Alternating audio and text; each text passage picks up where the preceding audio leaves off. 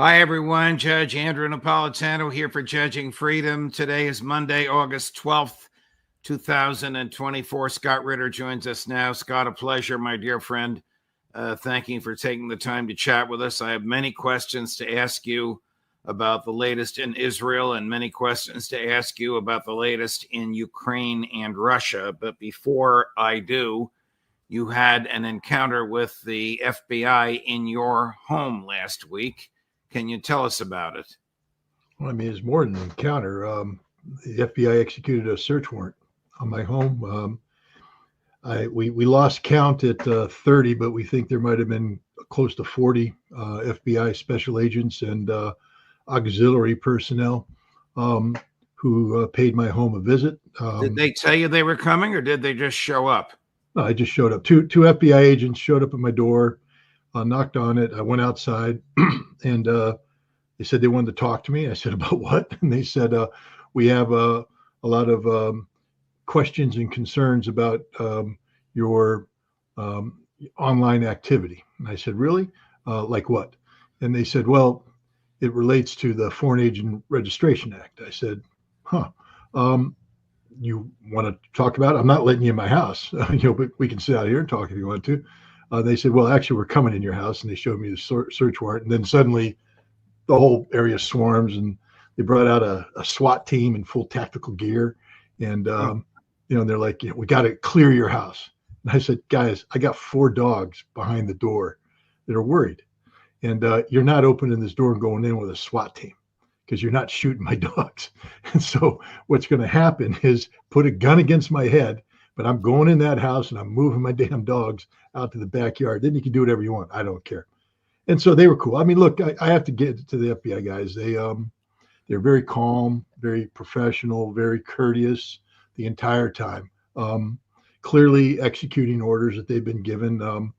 And the search warrant allowed them to come in and seize my electronic devices. I mean, it's very specific about what they can and can't do. So they could seize electronic devices, cell phones, computer storage, electronic, things of that nature. Well, clearly focused on electronics. That, knowing the way they are. They stole everything. I mean, I'm calling them out right now. You guys know what you took. They took gifts that were given to me of a non-electronic nature. They took documents beyond the ones that they ended up. They took my entire WMD archive. When I was a weapons inspector in Iraq, the receipts that allowed me to stare down the United States and all the other liars who were trying to go to war on Iraq based upon their lies about WMDs. It wasn't just my word that helped me prevail. It was the fact that I had done the job for 7 years and I had 7 years worth of receipts. None of it's classified. All of it is considered sensitive by the United States, but none of it's classified. You can't give classified information to the United Nations.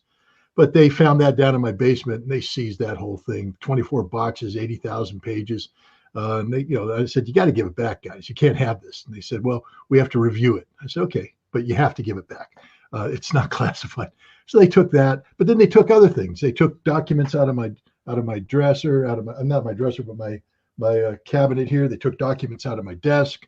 And like I said, they took gifts, things that weren't electronic in nature.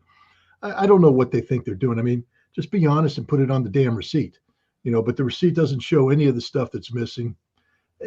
So it's some sort of stupid game they're playing here, but it is what it is. They indicated it was about Foreign Agent Registration Act, and 2 FBI agents spent 5 hours questioning me.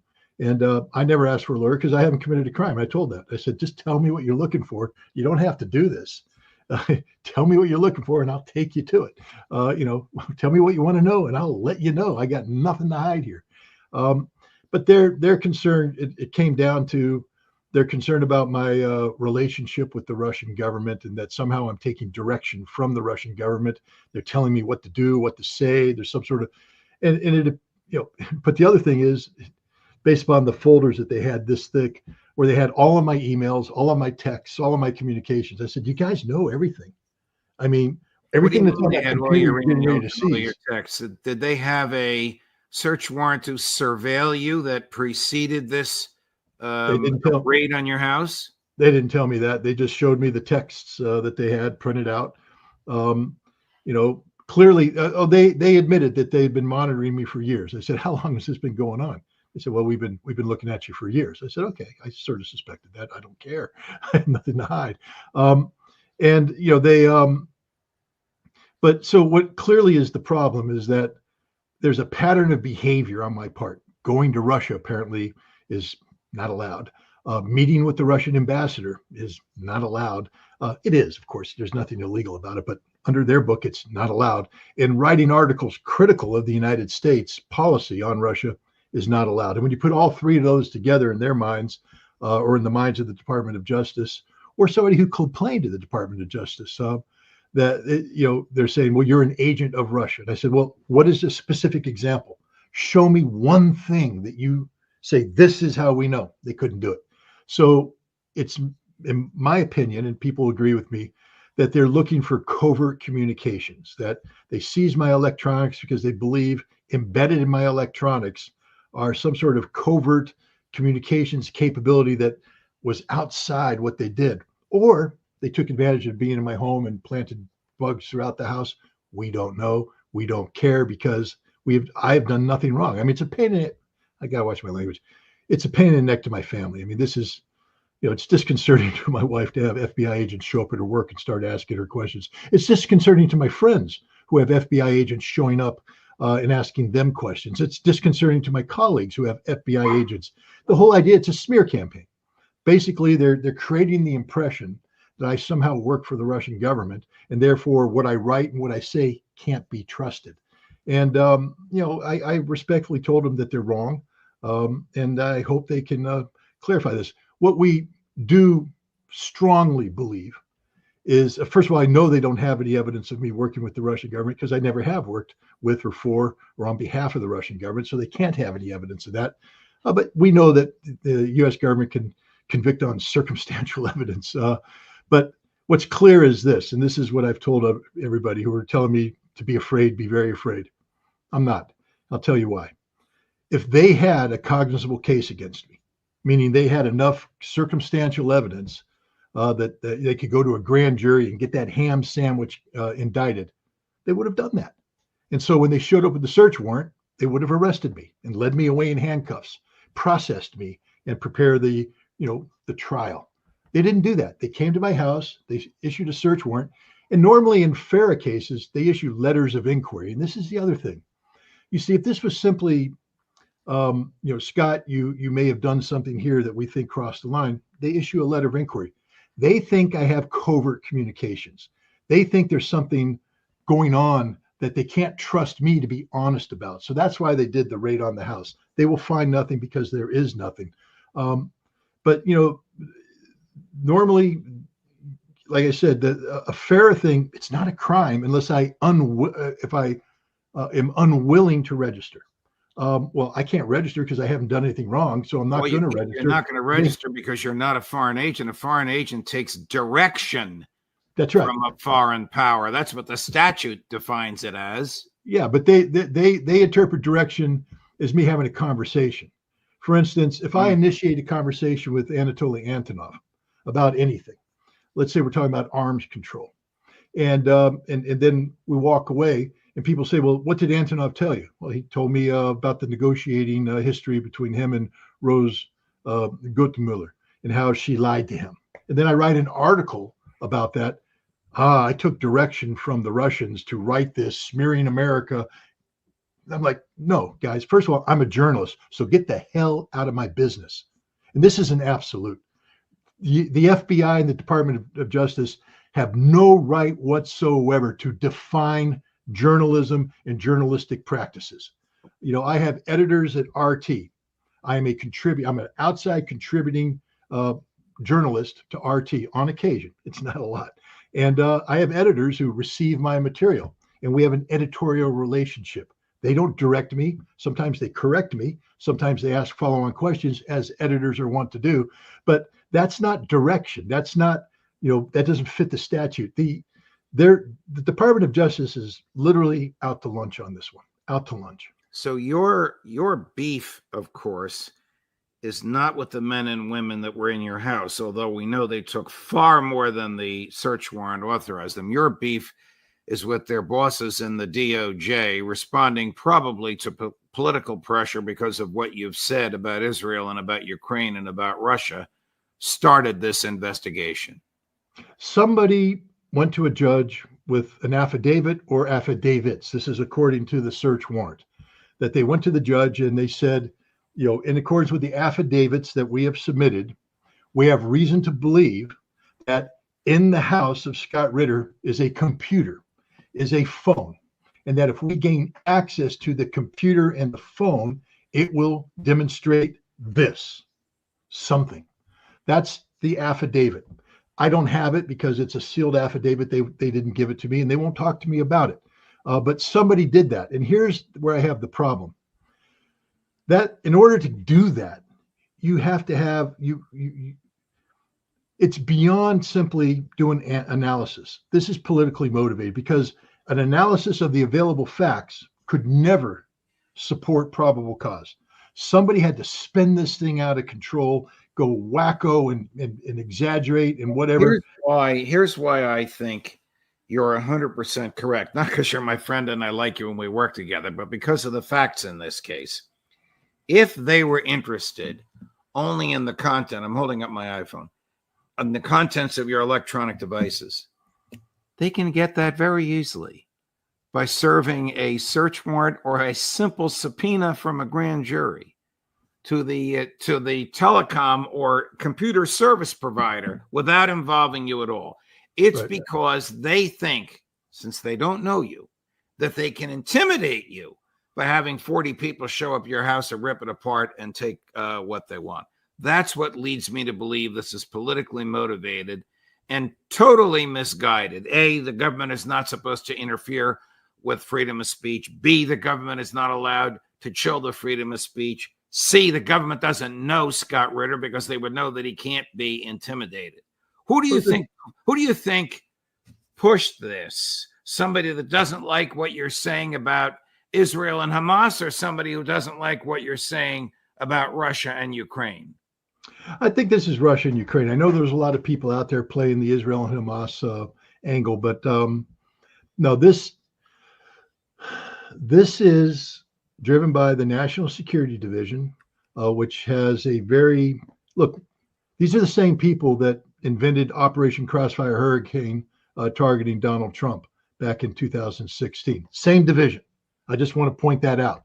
These are the guys who lied about Michael Flynn. These are the guys who lied about Donald Trump. These are the guys who created Christopher Steele and fabricated all that testimony to. Do you think they lied to you? Because unfortunately, the law is so skewed that the FBI can lie to us, but if we lie to them, it's a crime. Do you think they lied to you in the 5 hours of interrogation? It's possible. It's possible. I'm sorry, I shouldn't read your comments. Or somebody say Scott Ritter's afraid of Israel. You don't even know me, pal. I'm not afraid of Israel. I'll stare them down in a heartbeat. Don't read the comments. 99% of the comments are supportive of what we do on this show, which of course includes you. So, but no, I think they lied to me. I don't think they told me the whole truth.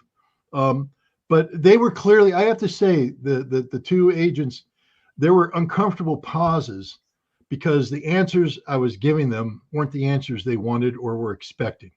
And I kept looking at them and saying, hey, you guys clearly have something on your mind. You're looking at each other. Just tell me what it is. Talk to me. And then they slowly go in and open up their folders. And that's when they pulled out the copies of my texts, of my emails that go back 2 years and all that. And I said, you guys have been at this a long time. They went, yeah, we've been following you a long time. I want to remind everybody the following. The FBI, the House Judiciary Committee, had a hearing last year where they found, or earlier this year, where they found that the FBI, through their legal attaché office in Kiev, took instructions from the Ukrainian intelligence service to put pressure on American social media platforms, Twitter, YouTube, others, to shut down accounts that the Ukrainian government found to be offensive, found to be, somehow not propagating the Ukrainian. So the FBI already has a track record of working on behalf of Ukraine. I also want to remind your audience that the United States State Department, using taxpayer funds, helped the Ukrainians create something called the Center for Countering Disinformation that works under the auspices of the presidency of Ukraine. And the first thing they did with the State Department present, funding, organizing, and directing is to create a blacklist of Americans who are called information terrorists. I'm on that list. I actually topped out in their weekly and monthly concerns for a while. The most dangerous man in the world to Ukraine was Scott Ritter. And they also, with State Department people present, are on record saying that information terrorists must be treated as terrorists and arrested, prosecuted, and killed if necessary to stop them. The State Department was there silent.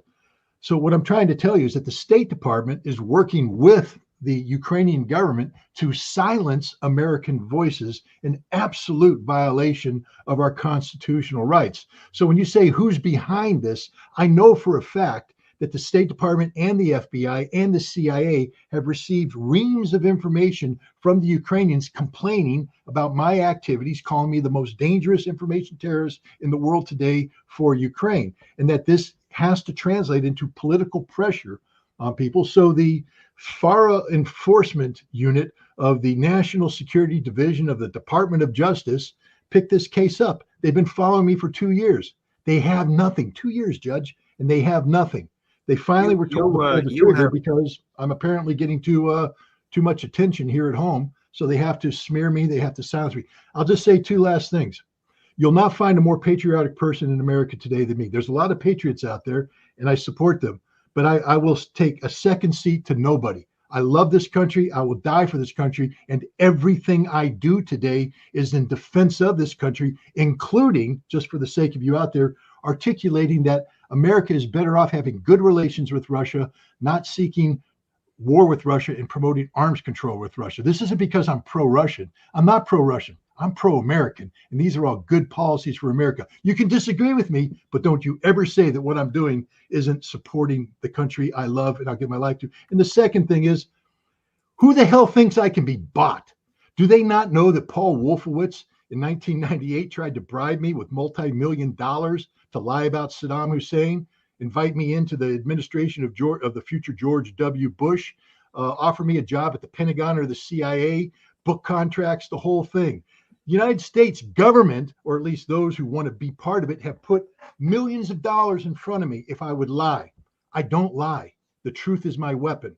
It's inconvenient sometimes to people, but the notion that I would work on behalf of the Russian government and tell lies or peddle lies is absurd in the extreme. And that's the two messages I want to send to the Department of Defense. You're going after the wrong guy. I'm more patriotic than you because I give a damn about the Constitution, and I can't be bought. And I'm insulted that you ever thought I could be bought. You have known for some time that you were on this hit list because you told our audience about it back in June.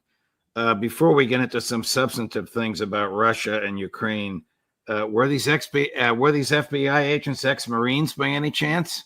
I think there's. Again, you asked the question. I don't know about any of the ones that were there. I did when they were at the front door and they were saying stuff. I pointed to my doormat, which has a Marine Corps emblem on it. I said, what the hell part of that background do you think would do any of the things you're alleging? They went, oh, no, we respect your Marine Corps service. I said, no, you don't. You really don't. But in my house, I mean, behind me, you can't see them, but I have some souvenirs from my time as a weapons inspector in Iraq. In 1995, I famously or infamously intercepted a load of gyros, a shipment of gyros coming from Russia into Iraq through Jordan. And I traveled into Jordan covertly, met with the king and his advisor, and persuaded them they have to intercept. They have to raid this warehouse tonight, or else the gyros will be in Iraq tomorrow. And they did, and we got all these gyros. But that was just the last shipment. One shipment had gotten through, so we had to go to Iraq. The Iraqis panicked, threw them all into a river, and I brought in divers, and we went down there and we got them up. And so I pulled a bunch of these back to bring them in for evaluation, and I kept two of them because we used them as retirement gifts and all that. There's no danger. They're there. But the FBI came in and saw them like, what are these, explosive devices? I said, no, they're gyros. And they brought in a bomb team. had to x-ray them. But the funny thing is, my daughter's fiance is a welder, and he graduated from welding school locally.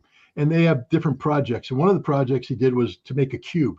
And so he welded this cube together, and then he had some medical issues, and they put those sticky pads on you for your heart with the little metal nipple that you click the thing on. And so he came back from his appointment one day and he stuck a couple of these on that cube. So now it looks like a steel box with electrode leads on it. Oh, God. Oh, they were freaking out. They found this thing and they're like, come down, the whole SWAT team, not the whole, I'm not lying. I'm exaggerating. A couple of the SWAT team, but the bomb squad brought him in. Hi, I'm with the U.S. Army. They brought me in because they think there's a bomb downstairs. And I'm like, there ain't no bomb downstairs. They took me down and they showed it to me. I said, nah, this is just a welding thing. But that just shows the level of paranoia that exists when they go through people's homes. I'm sorry this happened to you. I believe that you will be exonerated. It's hard for me to believe that a grand jury would even indict you. I think the people that, not the people that came to your house, but the people that dispatched them, names currently unknown to you or to the public, are the ones that will have egg on their face. Switching gears, did Ukraine invade Russia at Kursk? Yes, it's an absolute invasion of Russia. Now, we can have a debate whether or not Ukraine is justified. And I have to tell you, if I were a Ukrainian general, if that opportunity, it presented itself, I'd have to weigh out the long-term, risk analysis of that, and probably would have said it's not worth it. But the Russians made a mistake. As Abdi Aludanov, who's a major general in the Russian army, a Chechen, who I know very well, has said repeatedly that the Ministry of Defense lied to itself so long that it started to believe its own lies. And they left an area of Russia undefended, and the Ukrainians, with NATO assistance, found that weak spot, and they came in with the last of their strategic reserves, some of their best units, and they've enjoyed initial success. They've run out of steam, logistically unsupportable, and they're all going to start dying, and they will all die eventually. But it's been a huge embarrassment for the Russians and a huge distraction for the Russians. They had to pull troops away that were involved in the Kharkiv operation. They had to bring in reserves that were scheduled to do bigger operations down south. But what they didn't do is take any forces from the Donetsk area, from the Donbass, where every day they're advancing 5, 6, 10 kilometers. The Ukrainian defenses are collapsing. And many in the Ukrainian military are furious because they say, why are you sacrificing 20,000 of our best soldiers in this stupidity for propaganda-only exercise that can only end in one thing, all of them dead, when you could have taken that 20,000 and helped us down here where we're getting our butts kicked on a daily basis. Is there, with the exception of fomenting this logistical movement of Russian troops around, is there any military purpose or significance to the Ukrainian assault on Kursk?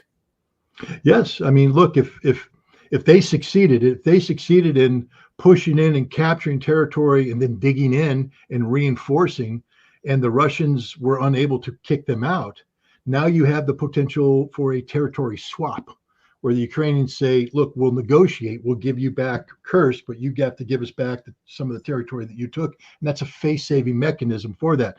The other one is by attacking, if you can disrupt. Right now, the Russians are virtually broken through in the Donbass. The Ukrainians don't have any defense left, and they're literally just falling back every day in significant distances, and there's nothing behind them. If you could launch an attack that required the Russians to divert resources from the Donetsk operation and therefore slow down or stop that offensive, that's a brilliant strategic victory. And the thing is, you'll never know how the Russians respond unless you try this. So they tried it. And I think, unfortunately for the Ukrainians, this gambit is going to fail, and they're going to lose all of these people and all of that equipment. I mean, we're talking, this is their best equipment. This is the M1 tanks, the Leopard tanks, the Bradleys, the Strykers, the HIMARS, the M777s. This is their big punch that they've been holding to defend Kiev, and they committed it to this battle, and it's all going bye-bye. Here's what President Putin had to say about this earlier today in Moscow, cut number 7. It seems obvious right now why the Kiev regime refused our proposals to go back to a peaceful resolution. also why they denied any peaceful intermediaries from engaging in this conversation. The Ukrainian government is following the will of the West and its masters in the West. It's the West that's fighting us using the hands of the Ukrainians. They're trying to improve their negotiating positions in the future. But what negotiations could we even talk about with people who are attacking civilian infrastructure, or trying to create threats for nuclear industry facilities? What is there to even talk about with them? Sounds like he has the same line of thought that you do. The whole purpose of this was to get an upper hand in negotiating. But why would we talk to somebody that invades our country and is killing civilians? It's even worse for the Ukrainians in this, because Ukrainians have never been interested in a real negotiation. Dmitry Medvedev, the former president, former prime minister, currently deputy head of the National Security Council, big, one of the primary advisors to Vladimir Putin. He's got a reputation for being somewhat of a hothead who goes out on social media, maybe plays the bad cop to Putin's good cop. Putin is pretty mad right now. Look at his face. That's a face of a stone cold killer. And Medvedev basically said that, and Abdi Aladanov, again, the Russian leader, Russian Chechen leader, has said the same thing. This doesn't end with the recapture of Kursk. That Ukraine is going to be punished. And this means, frankly, they've lost Sumy, which is the province from where these guys launched. They're going to lose Kharkov. They're going to lose Dnipropetrovsk. They're going to lose Nikolaev. They're going to lose Odessa. This was fatal for the future of Ukraine. The Russians are furious. And when Putin says there will be no negotiation, that means this war ends on Russia's terms. For all the Ukrainians out there who gloat about, we've driven the Russian Navy from Sevastopol. Well, how? Because the Ukrainians are in Odessa. Do you honestly think that Russia will ever come up with a peace agreement that allows Ukraine to remain in Odessa? No. Kharkov, you've lost that because you've attacked into Belgorod. Sumy, you just lost that. You may lose Kiev too now because the Russians have had it up to here. So this war, Abdi Aladanov continues to believe that the destruction of the Ukrainian army is going on at such a pace that the war ends this year. But even if it doesn't, this war only ends one way, and that is with the strategic defeat of Ukraine and the strategic defeat of NATO. And, again, this is NATO committing suicide, political, economic, and military suicide. Last question on Russia. Is there now pressure from the Medvedevs, the more right-wing persons in the Kremlin, on President Putin to be more aggressive in the management of the war? Well, apparently my dogs think there are. I don't know if it's the FBI relaunching the raid against the house or something, but somebody's at the door, probably a UPS delivery man. I think I think reality has come in. Putin had been advising caution. He's a very pragmatic man. And I think the reality is that, no, this only ends one way, and that's with the unconditional surrender of Ukraine after the total defeat of Ukraine at the hands of the Russian forces. How soon do you think we can expect retaliation by Iran for the assassination by the Israeli government of the Hamas leader in Tehran? If the press reports are being believed, I'll say this. I have a colleague, a media colleague who I work with, appear on podcasts with, who's based out of Beirut. And we were scheduled to do a podcast tomorrow morning. And this colleague called up and canceled and said, the airplanes are flying over right now. Things are happening. We're all going into the bunker. We're evacuating Beirut. We think it's happening tonight. So I think that this is a very real situation. I think Iran has had plenty of time to prepare a plan. Hezbollah sort of advertised what's going to happen last night when they launched an attack against Israeli military units in the vicinity of the border, and the Iron Dome just didn't function. Hezbollah hacked it or somehow disabled it. But this is the reality of Israeli air defense: is it's not going to function. Some estimates show that Iran may launch 1,500 missiles at the same time. That will overwhelm everything that Israel and the United States has. This is a very dangerous situation for Israel, because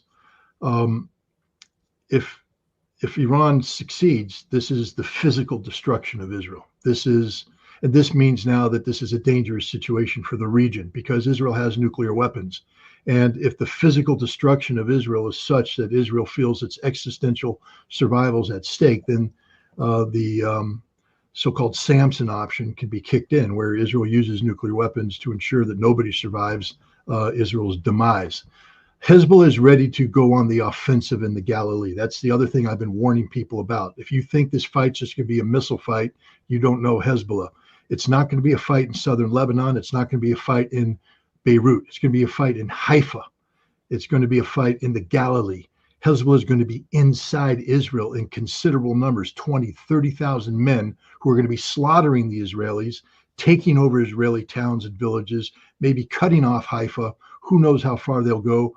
This is going to be a war, if it happens, unlike anything anybody's ever experienced, and it will be devastating for Israel, for the people of Lebanon, for the people of Iran, because Israel still packs the capability to launch retaliatory strikes. Will Netanyahu get what he wants if what he wants is a war between the United States and Iran? There won't be a war between the United States and Iran. The United States has made that clear. The United States is there to defend Israel, but the United States will not carry out offensive operations against Iran. The United States knows what the consequences will be. We have American forces in Iraq, in Syria, in Qatar, in Kuwait, in Bahrain, who are extremely vulnerable to Iranian attack. We have no defenses against these attacks. And the Iranians have said, we don't mind if you defend Israel, but if you attack us, we take it all out. We're in the middle of an election. And this Israeli conflict is not as popular as American politicians would like it to be. And to get America dragged down in a war where we lose hundreds, if not thousands of Americans instantly, when we have aircraft carriers sinking, when we have, ships sinking, and then politicians have to say, how did this happen? Yes, America will rally around the flag, of course, and yes, we'll go to war. But why did this war have to happen? Did we have to lose this many people? Did we have to lose all of this equipment? And why now, in the midst of an economic, when we have economic difficulty, are we spending trillions of dollars in a war that didn't have to be fought? No presidential candidate wants to be dealing with those issues. So I don't believe we're going to be getting involved in a war with Iran. I do think we're going to be embarrassed when the Iranians break through our missile defense shield and bring about a lot of death and destruction on Israel. But we'll see. We'll see what happens. I do want to show you a clip from two clips from one of your least favorite people. Not Lindsey Graham, Senator Tom Cotton. Chris, run 1 and 2 back to back. Israel has to strike on occasion at places like hospitals and schools because Hamas uses them for command and control or to fire mortars and rockets. There are civilian casualties in Gaza, no doubt, but those are solely the responsibility of Hamas, not Israel. She refused to preside over the joint session, her only constitutional duty as president of the Senate. She refused to have a meeting in public with them, and she came out and again blamed Israel for the civilian casualties in Gaza, only emboldening Iran and Iranian-backed terrorists. And what did you have 2 days later? Hezbollah, another Iranian-backed terrorist, shot in rockets to Israel and blew up children playing ball at a playground. Kamala Harris is naive, and she's not prepared to be the commander-in-chief. Good God, talk about naive. Tom Cotton is served in the military. He left a law career to go serve. He served in an airborne unit in Iraq, so had the potential of. But Tom Cotton needs to know this. And Tom, if you're listening, listen carefully. If you are on active duty and you executed any of the instructions that you've just said Israel can do, you would be arrested and prosecuted as a war criminal, stripped of everything, and put in jail for the rest of your life. And you know that, you scum. And how dare you sit there and hide behind the title of United States Senator, trying to moralize that what Israel's doing is somehow justifiable. If America's not allowed to do it, Israel's not allowed to do it, because that's what international law and the law of war says. Tom Cotton is the most ignorant person out there, besides Lindsey Graham, my other favorite senator. But I mean, this was literally the embodiment of ignorance, stupidity, and a vacuum of morality. This man has no moral compass. If he can sit there with a straight face and say that Israel has a right to bomb schools and bomb hospitals, America doesn't have that right, pal. Why? Because it's the wrong thing to do. And you're an American who took an oath to uphold and defend the Constitution, and you know better. You're encouraging Israel to commit war crimes that you would not be allowed to commit if you are on active duty. Hypocrite in the extreme.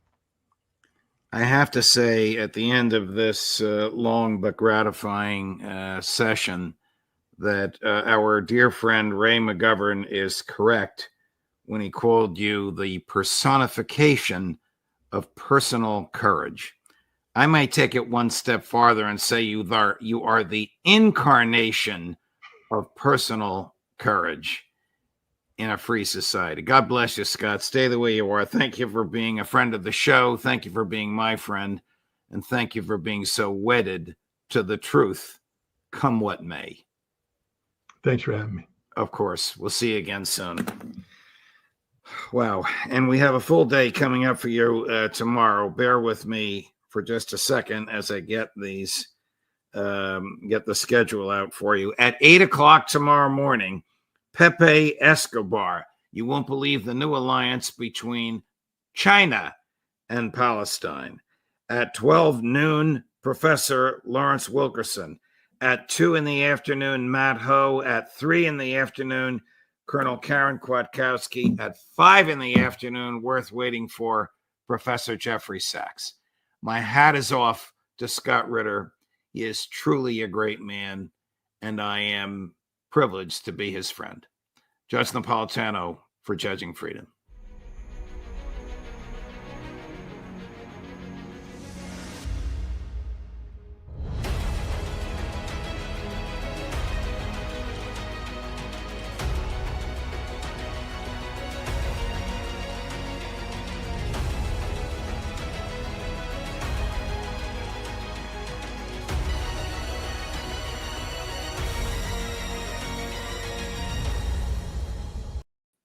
Scott Ritter, welcome here, my dear friend. Before we get to genocide in Gaza and what can be done to stop it, were you surprised at all that there were no Israeli officials at the funeral of Pope Francis?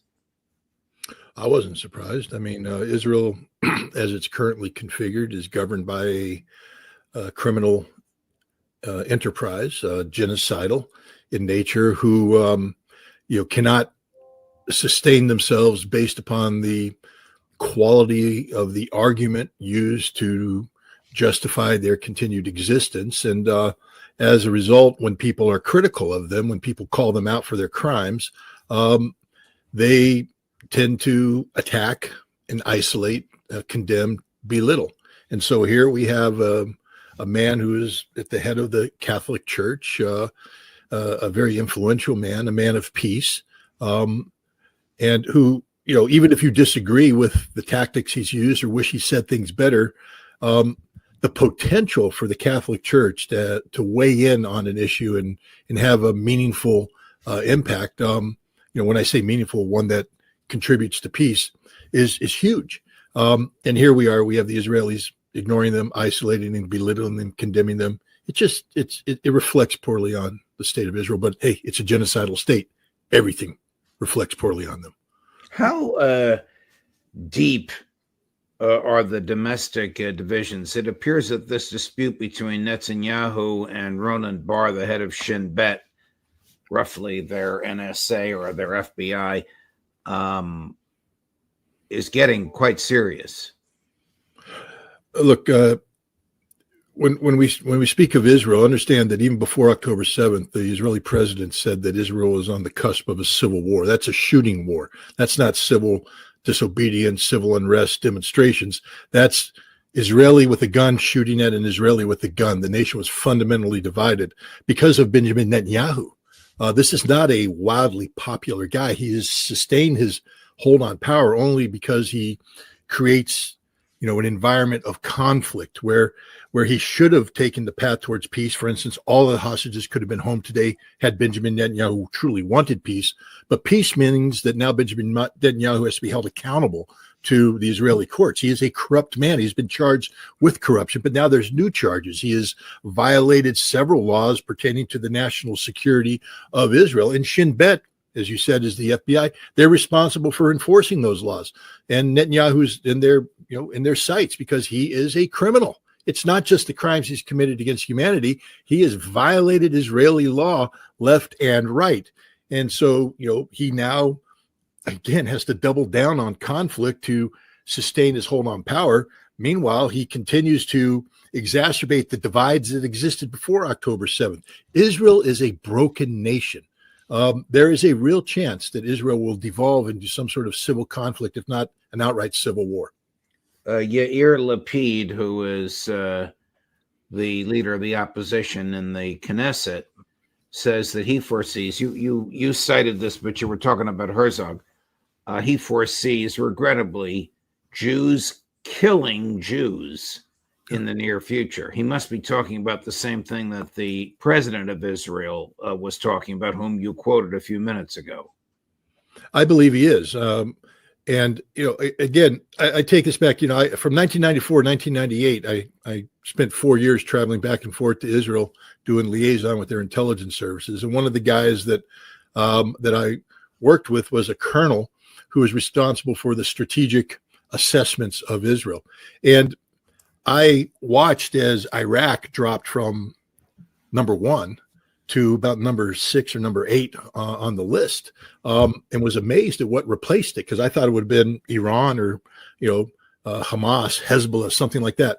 The number 1 threat in 1998 to the state of Israel, projecting forward, were ultra-Orthodox Jews, right-wing extremists who didn't share the vision of Israelis who had been born in Israel, who understood the necessity, the need of having peaceful relations with the Palestinians.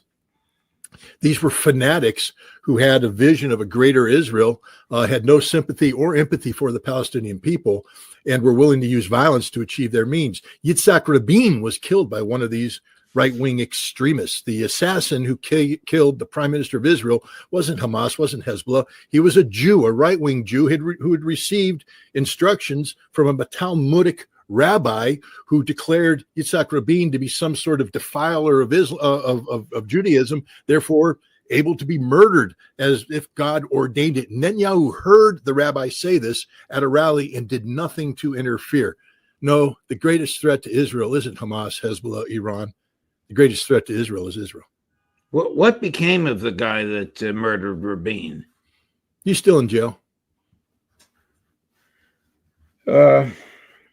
Do the Israelis recognize that Netanyahu is a murderer? The Israelis who are level-headed, the Israelis who are looking for peaceful outcomes, the Israelis who are tired of this war, yes, of course they recognize this. But Netanyahu is, the vehicle that empowered this right-wing fanatic element, this greater Israel element, to the ultra-Zionists, to the greater Israeli host, to the people who have embraced the Talmud over the Torah, to the people who speak of Amalek as if it's a good thing to slaughter human animals. Netanyahu is their savior. He is the man who has empowered them in a way that no other Israeli leader has done in the history of Israel. And so, again, Israel is fundamentally divided over this fundamentally corrupt man. Let's come over to the United States for just a minute. The drumbeat to drive Pete Hegseth from his position as Secretary of Defense. Who or what is behind it? First of all, he wasn't a popular choice. amongst the establishment. And when I say establishment, I don't just mean the deep state. I mean what you would expect: normal people who have put in the time, got their stars, 3 stars, 4 stars, people who have headed industry, people who have made decisions at the national level, people who care deeply about this country, viewed Pete Hegseth as a threat because he was an upstart with literally no relevant experience. He has no qualifications to be Secretary of Defense, none whatsoever, except that Donald Trump likes him.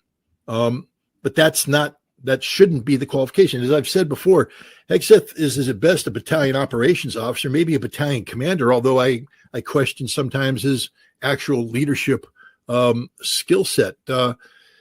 There are many people who are anti-Hegseth. Having said that, once he becomes the Secretary of Defense, the buck stops there. He is the man, and you have to support him. I mean, that the time to oppose Pete Hegseth was before confirmation. That's when you go to Congress and you say he's not qualified, et cetera. But once the Senate confirms him, he becomes the Secretary of Defense, raises his hand, takes the oath. He's the man. He's the boss. He's the guy, and he has to be supported. Unfortunately, we have people who believe that their personal prejudices, their personal feelings are more important than the national security of the United States of America. For better or worse, Pete Hegseth is the lawfully ordained Secretary of Defense of the United States of America. And unless the President of the United States loses confidence in him, or he does something that is so egregious it compels him to resign, until that happens, or if that never happens, he's the guy. He's the Secretary of Defense, and he must be treated as such. There are people out there who are trying to undermine him, who believe that they have the right to dictate outcomes that the American people don't support. The American people voted for this president, and this president picked Pete Hegseth, and the Senate, again, elected by the American people, confirmed him. Pete Hegseth is the choice of the American people. And we have people out there that don't respect democracy enough, I guess, to allow that to happen. Some of our colleagues on the show believe the drumbeat is orchestrated by neocons, because apparently he has encouraged President Trump to exercise a restraint with respect to bombing Iran. And they're looking to induce the president to replace someone more like-minded to them, to the neocons. Yeah, the neocons have always been a problem. Remember, these are the people that gave us John Bolton, Mike Pompeo, and Nikki Haley, all the people that caused Trump so much problems in his first administration. The American people didn't elect the neocons. The neocons are, the ne'er-do-well remnants of a former time. The bottom line is this president doesn't want to go to war against Iran. This president is trying to maneuver towards peace. And thank goodness he has a Secretary of Defense who respects the president's wishes. Pete Hegseth will obey his orders. I'm sure he's been told, prepare for potential military operations against Iran. And the U.S. military is prepared to do that. But when it comes time to advise the President of the United States, I think Hegseth wisely says, this is a war we're not positioned to win decisively, if at all. This is a war that will undermine everything you've directed us to try to achieve in terms of stability, peace, etc. This is a war the nation is not prepared to fight. Mr. President, I would advise against going to this war. This is what a good Secretary of Defense would do. And it's what the president wants. The president doesn't need people trying to undermine him, trying to reverse his strategic thinking. This president does not want a war with Iran. Respect that. And unless an intelligence shows up that says Iran has done something worthy of war, you don't go to war because the neocons want it. You don't go to war because Netanyahu wants it. You go to war because the security of the United States is at risk. And right now it's not at risk. Why are we paying to slaughter Gazans? Because Netanyahu wants it, and because the American political establishment, the American government, is controlled by the donor class. With all due respect, Judge, it's not Netanyahu who wants it. This has been happening for decades. This isn't something that was invented by Netanyahu. It wasn't invented by Trump. It wasn't invented by Biden. It wasn't invented by Obama. It wasn't invented by Bush. It wasn't invented by Clinton. It wasn't invented by the first Bush, by Reagan, by Ford, by Nixon. This is a problem that goes way back. This is collective failure that accumulates over the years. This isn't about people waking up today saying, we're going to transform Gaza into a conflict zone. We know that the Israelis, Netanyahu, are the worst possible ilk of Zionism. We know that they don't want there to be a Palestinian state. We also know that the Trump administration, in a misguided effort to achieve peace and stability in the Middle East, brought in something called the Abraham's Accords in their first term, which, even though proclaimed support for a Palestinian state, really sought to undermine the very possibility of a Palestinian state. We know that neither one of these parties, Trump or Netanyahu, have a plan for peace, a viable plan for peace, and that their policies lead to death and destruction. But they didn't invent that, Judge. That's been around for decades. What conceivable advantage is there to the United States paying for the slaughter of Gazans? Oh, I don't know. Let's see. Congress authorizes the expenditure of money. Last time I checked, Congress was voted into office by the American people. And last time I checked, the pro-Israeli lobby had a iron kung fu grip on the American electoral process. They spent $100 million to win the Congress's last election. Not a single one of us investigated as being an agent of a foreign nation, even though they all are. But what incentive? To stay in office, to stay in power.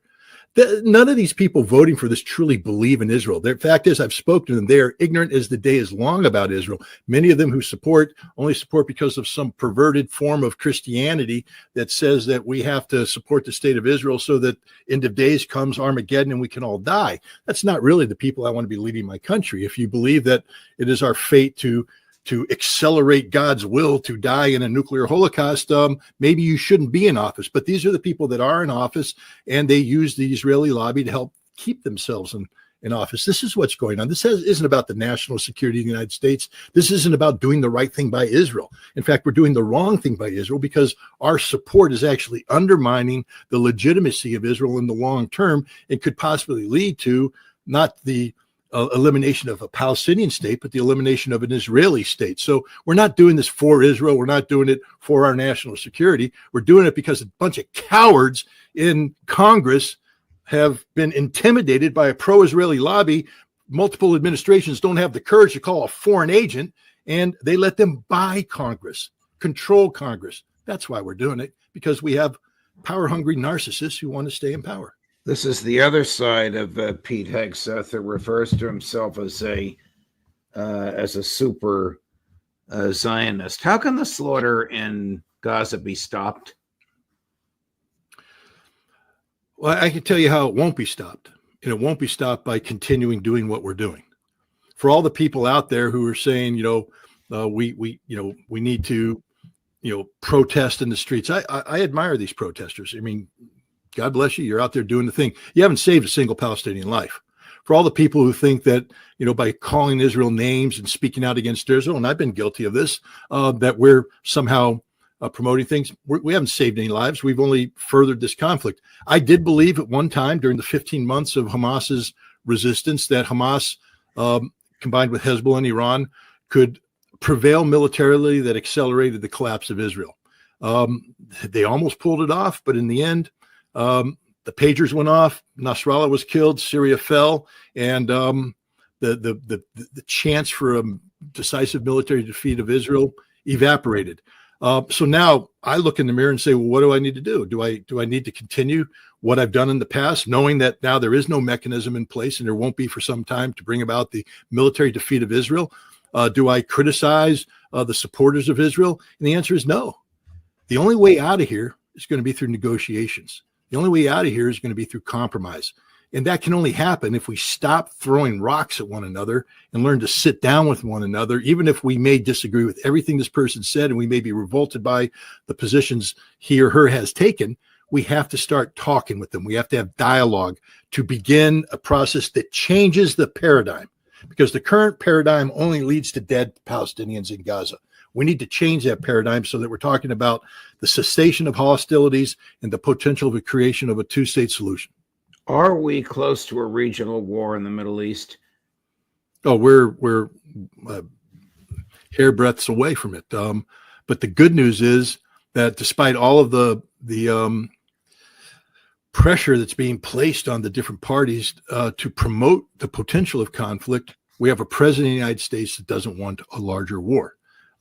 Be critical of Donald Trump all you want to, but at least appreciate the fact this man sincerely does not want a war. He has all the excuses necessary to go to war against Iran. But he recognizes how devastating that will be for the region, for the world, for America.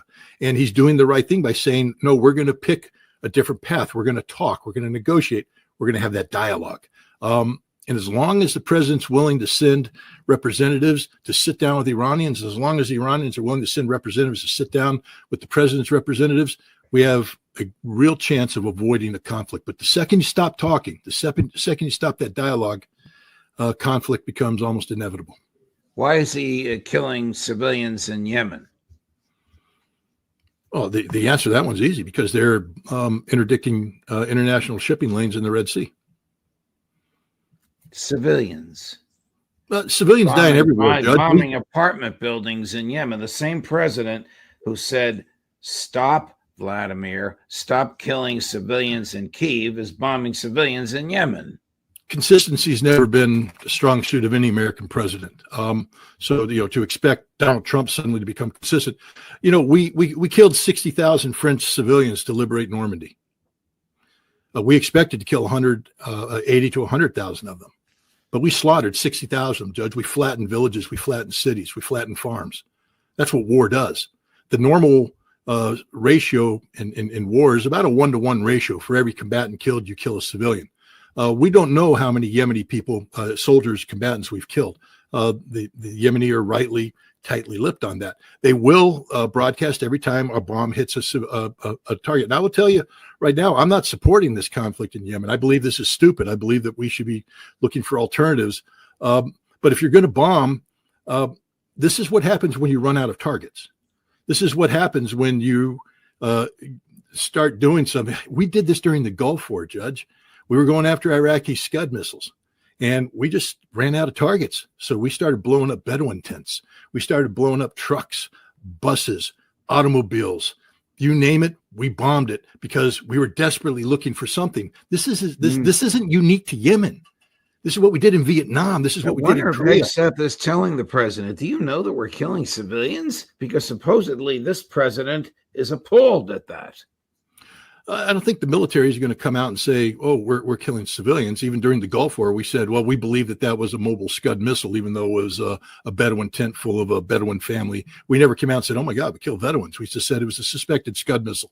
And that's it. It's just the way the military operates. I'm not justifying it. I'm just saying it is what it is. But I'm opposed to the conflict in Yemen. We shouldn't be bombing. But the fact that we're killing civilians, every time we put aircraft in the air and drop bombs on target, we kill. So we killed civilians when we bombed Belgrade. We killed civilians when we bombed Mosul, Baghdad. Every time we drop bombs, we kill civilians.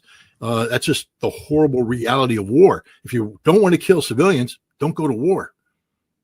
Tell me about The Highway to Hell.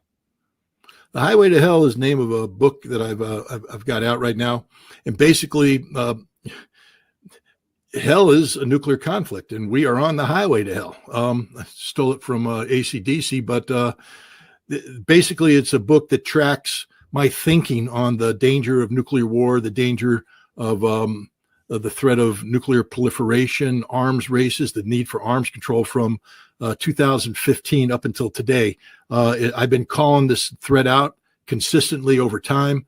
And so I brought together my thinking over the course of nearly a decade into a single volume, Highway to Hell, so that people can, take that path, get on the highway. And by the time you get to the end of it, to the end of the book, you'll realize how close we are to having everything we love and dear in this world come to an end. What will trigger a regional war in the Middle East?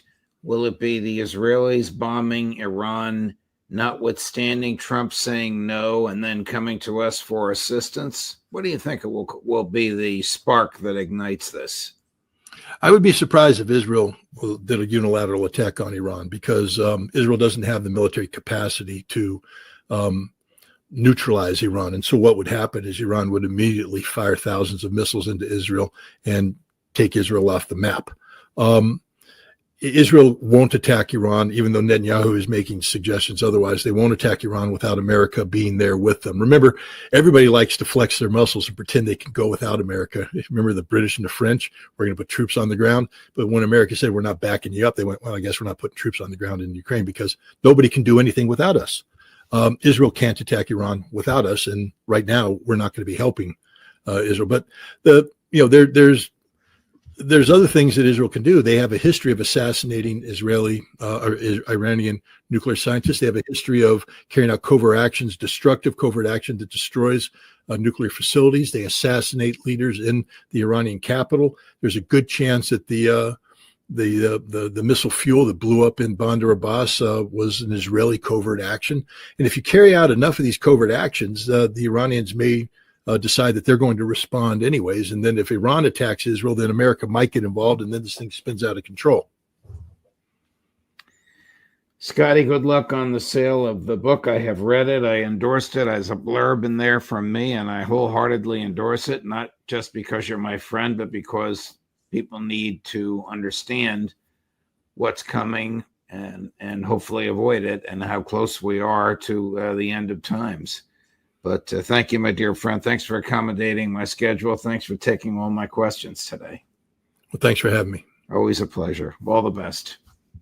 And coming up tomorrow at 8 a.m, Ambassador Charles Freeman. At 2 p.m, Colonel Douglas McGregor. At 3 p.m, Colonel Karen Kwiatkowski. At 4 p.m, from Moscow, Professor Jeffrey Sachs. Judge Napolitano for Judging Freedom.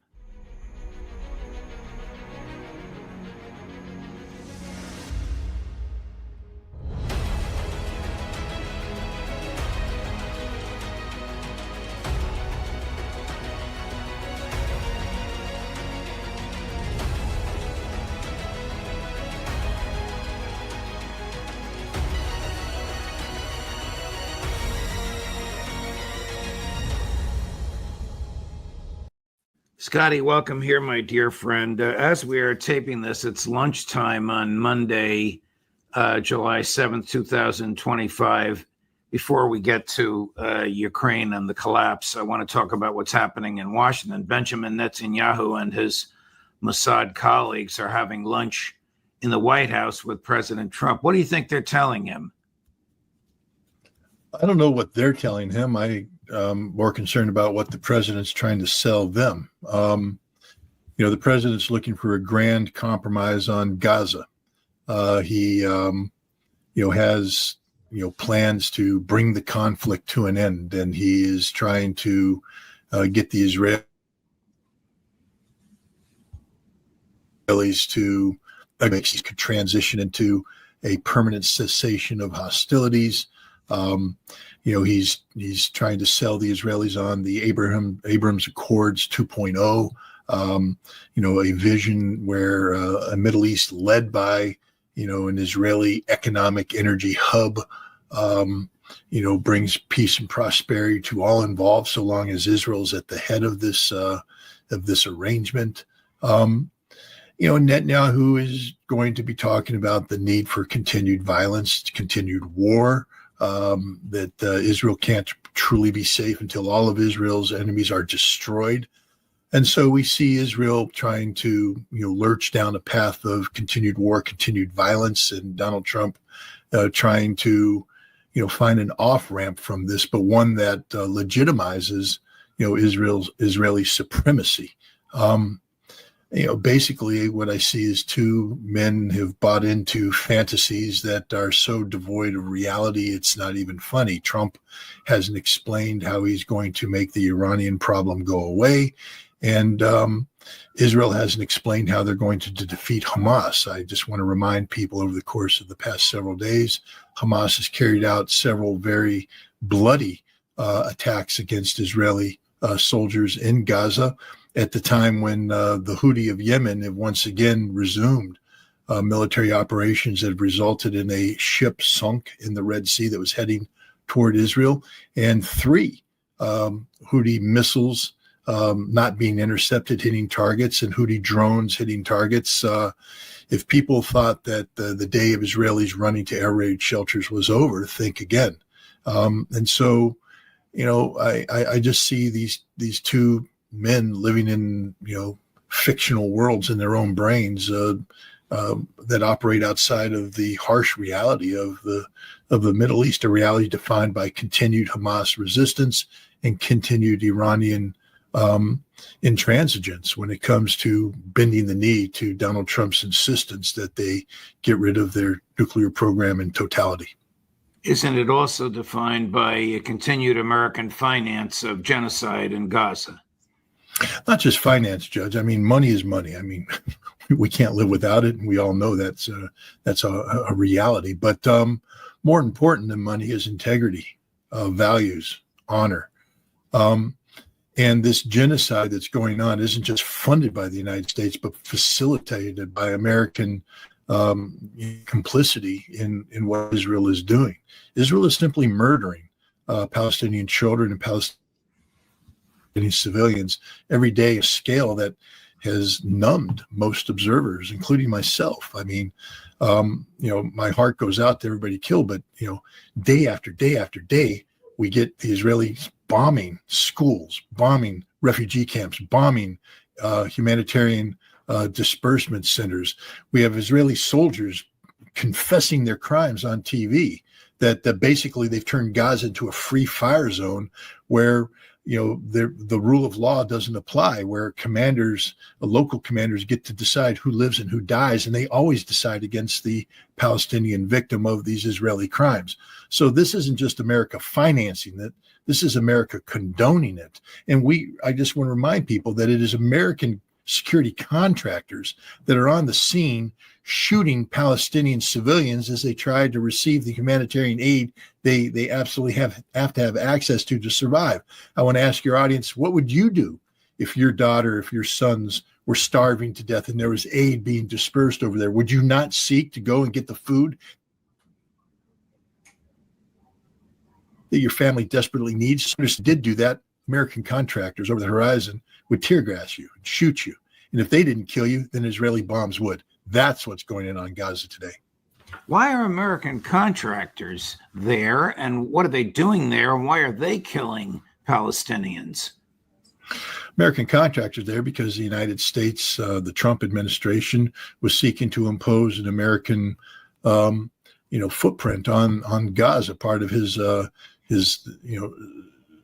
solution to the problem. Why are they killing? Because the people who tend to be contractors, and I challenge them. I'm not shy about this. You're a mercenary. You're taking money to kill people. You're not there to serve the United States. You're there to serve a contract. And the contract implies some sort of security base.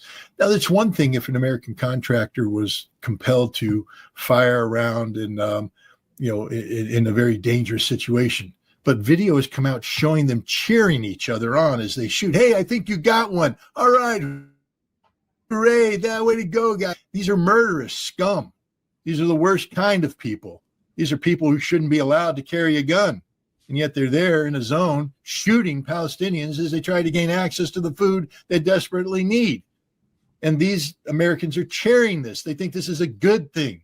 When you recruit from a pool of psychopaths who have behaved abysmally abroad, whether they wore the American uniform or they were there in other contract scenarios, this is what you get. I mean, this is disgusting, Judge, and yet they're above the law. I hope that one day they're held accountable for the crimes that they are committing because they're not serving the American people. They're serving Israel. And this is Donald Trump allowing Americans to be further corrupted in the name of Israel. I want to play a clip that I know you and I have seen because we watched it, but it's appropriate while Netanyahu is having lunch with Trump. It's Tucker Carlson decimating Ted Cruz on the obligation Senator Cruz believes he has, the command from God to support the government of Benjamin Netanyahu? Chris? Growing up in Sunday school, I was taught from the Bible, those who bless Israel will be blessed, and those who curse Israel will be cursed. So that's in the Bible. As a Christian, I believe that. Where is that? I can find it to you. I don't have the scripture off the tip of my. It's in Genesis, but where does my support for Israel come from? Number one, because biblically we're commanded to support Israel. But number two, hold on. I'm not holding on. Hold on. You're a senator. We are commanded to support Israel, and what does that mean? Israel. We're told those who bless Israel will be blessed. But what? Hold on. Define Israel. This is important. Are you kidding? This is a majority Christian country. Define Israel. Do you not know what Israel is? He's talking about the nation of Israel. Yet nations exists, and he's discussing a nation. A nation was the people of Israel. Is the nation the God's referring to in Genesis, is that the same as the country run by Benjamin Netanyahu right now? Yes, it is. How prevalent and dangerous is this attitude in the United States?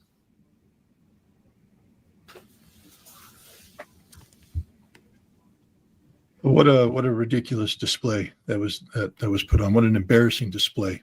I want to remind Ted Cruz that when the Declaration of Independence, we just celebrated the 4th of July, when it was signed, there was no Netanyahu-run state of Israel, and the founding fathers didn't speak about subordinating the will of America to some fictional entity. At that time, the Ottoman Empire occupied the land, and there was no talk about Israel or creating the state of Israel. When the Constitution of the United States of America was written, there was no talk about Israel. When the United States fought its civil war to define who we are, there was no talk of the state of Israel. The state of Israel is a modern fiction imposed on the world by the British through the Balfour Declaration, by the Rothschilds, who have bragged about creating the state of Israel. And Ted Cruz is an embarrassment as an American. No. I'm sorry to join the Congress of the United States to serve Israel, to support Israel. I have to speak out against Dan Bongino, who said, my top priority is the security of Israel. Kash Patel, the FBI director, my top priority is the security of Israel. No, if your top priority is the security of Israel, get the hell out of American government. When you serve the American people, you take an oath to the Constitution of the United States of America, and your number one priority is the American people, not the Israeli people. Ted Cruz is the epitome of what is wrong in Washington, D.C. today, what is wrong in America today, where we have forgotten, who we're supposed to work for. Hey, Ted, there is no state-sponsored church here in America, and your Christian beliefs don't trump the Constitution, and they don't trump your duty to the American people. And if you truly believe what you told Tucker Carlson, then you must resign. And if the citizens of Texas are going to allow their senator to posture in this manner in a way where he specifically says he will subordinate the interests of the United States, he will allow America to be put in harm's way to defend the Israeli people, then the people of Texas have to vote him out of office. No, Ted Cruz, you're the most un-American person I can imagine. You don't serve America. You're not serving your constituents. You're serving the state of Israel, and that's a problem with me. You recently referred on this program to, I'm switching gears now, Scott, Ukraine as being in hospice. And by the way, our mutual friend Rick Sanchez on RT Today quoted you with glee for having said that. When Ukraine collapses, what will the neocons seize upon next?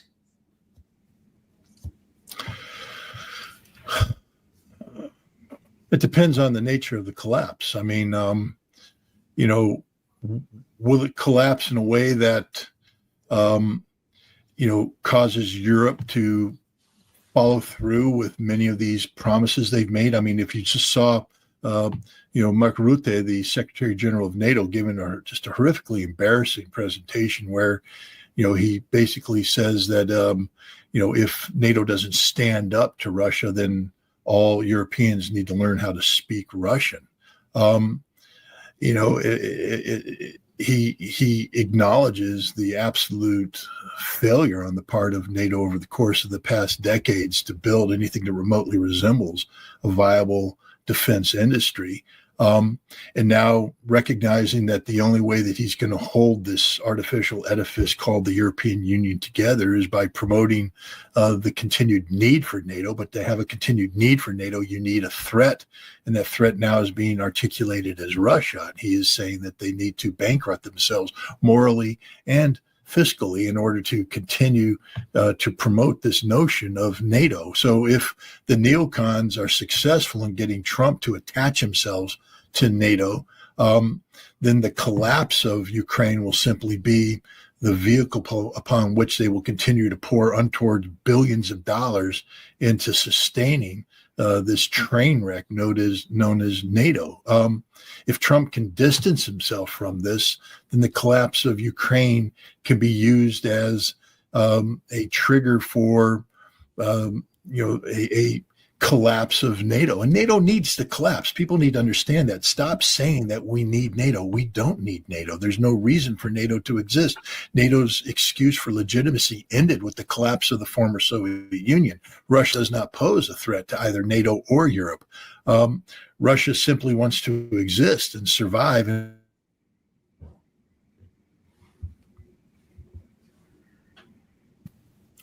a world where NATO and the United States, have been trying to defeat Russia, put their foot on the throat of Russia. Russia refuses to die, as any sovereign nation would. But no, it depends on how the Trump administration attaches itself to Europe as Ukraine collapses and the SS NATO sinks. Well, I couldn't agree more with what you said. I just wonder if the people of Europe go to bed at night worrying about a Russian invasion, because I think this is just a fiction concocted by Merz and Starmer and Macron and Rutte. Rutte even said he expected the war in Ukraine to go on for another 5 years. He's out of his mind. Well, sometimes hospice patients don't go gently into that good night, and they hold on for some time now. But the bottom line is Ukraine will die, and then you can decide as a sovereign entity whether or not you want to bankrupt yourself, trying to prop up the false belief that, like Lazarus, another ridiculous analogy that Rutte put out there. They can rise from the dead. Ukraine will not recover from this. As we see today, Ukrainian air defense is non-existent, and the Russians have free reign over the skies of Ukraine. If we try to resurrect Ukrainian air defense, we'll just bankrupt ourselves, and we'll further weaken ourselves. I mean, there's a reason why Pete Hegseth froze American assistance from continuing to flow into Ukraine, and that is that we have literally tapped out our own stocks of air defense systems. If God forbid we were ever to have a war with China over Taiwan, we have nothing to defend ourselves with. If the Iranians ever decided to press forward and fire their most advanced missiles, remind your audience that, the Iranian missile cities that the Iranians built were not tapped into during this most recent war. Iran only used their older missile systems. There was no use of the more advanced systems, which Iran has in great quantities. And if Iran ever decided that it was necessary to continue the conflict with Israel and extend that conflict into striking American bases in the region, we have no way to defend ourselves. We are literally defenseless. And yet, Trump wants to continue providing air defense systems to Ukraine, air defense systems that the Russians have shown they can defeat at will. The best thing to do is just let Ukraine die. And remember, this isn't your kind old grandfather that we're asking to pass away. This is, there's an old story back in the 70s and 80s in Russia and Ukraine. Don't ask grandpa, especially if he's a Ukrainian grandpa, what he did during the war, because you might find out that he killed Jews and killed Poles and fought on the side of the Nazis. That's who we're asking to die here. The old grandpa who has hidden his Nazi past, who, when you dig through the basement, you find out he has the photographs of him posing over the bodies of dead Jews in Babi Yar, of fighting alongside the Nazis. This is who we're asking to die in hospice here. Not kind old granddaddy, but mean old granddaddy, the worst kind of granddaddy. And he needs to die. Ukraine needs to perish. This Banderist history that has been allowed to continue by the CIA and by American money, by European money. It needs to end. And Russia is going to bring it to an end. Here's Trump yesterday. You tell me if you think he understands what you just said. I don't, but let's listen to him. Chris, cut number 4. Why not help Ukraine the same way you helped Israel? I am helping Ukraine. I'm helping it a lot, and it's a war that should have never happened. Well, you said you had a strategic call with Zelensky the other day. What strategy did you I thought it was a good call. He's being hit very hard, as I said he would.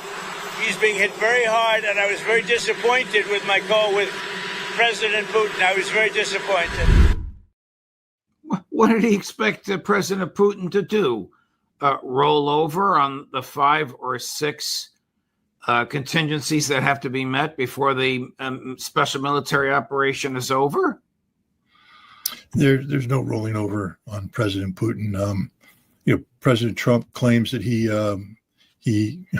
my God, this President Trump who shook the hand of Jolani, the HTS al-Nusra al-Qaeda ISIS terrorist who previously had a $10 million bounty on his head, shook his hand and said, oh, he's a strong leader, a tough guy. He had to make some tough calls, tough decisions, but he's a good guy. I'll stand by him.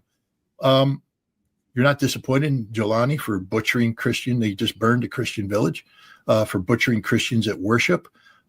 For facilitating the deaths of thousands of Alawites, of other people who don't support his Al-Qaeda regime. No, he's a strong guy, a tough guy. Well, there ain't nobody stronger and tougher than Vladimir Putin, but we're not,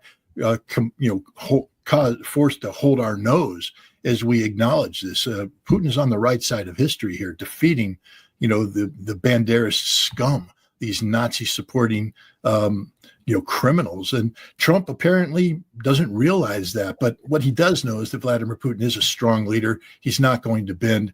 And at the end of the day, Trump acknowledges, I think, indirectly that what's going to happen to Ukraine is going to happen to Ukraine. He said, I told Ukraine what the consequences of not, pursuing peace would be. Well, those consequences are playing out.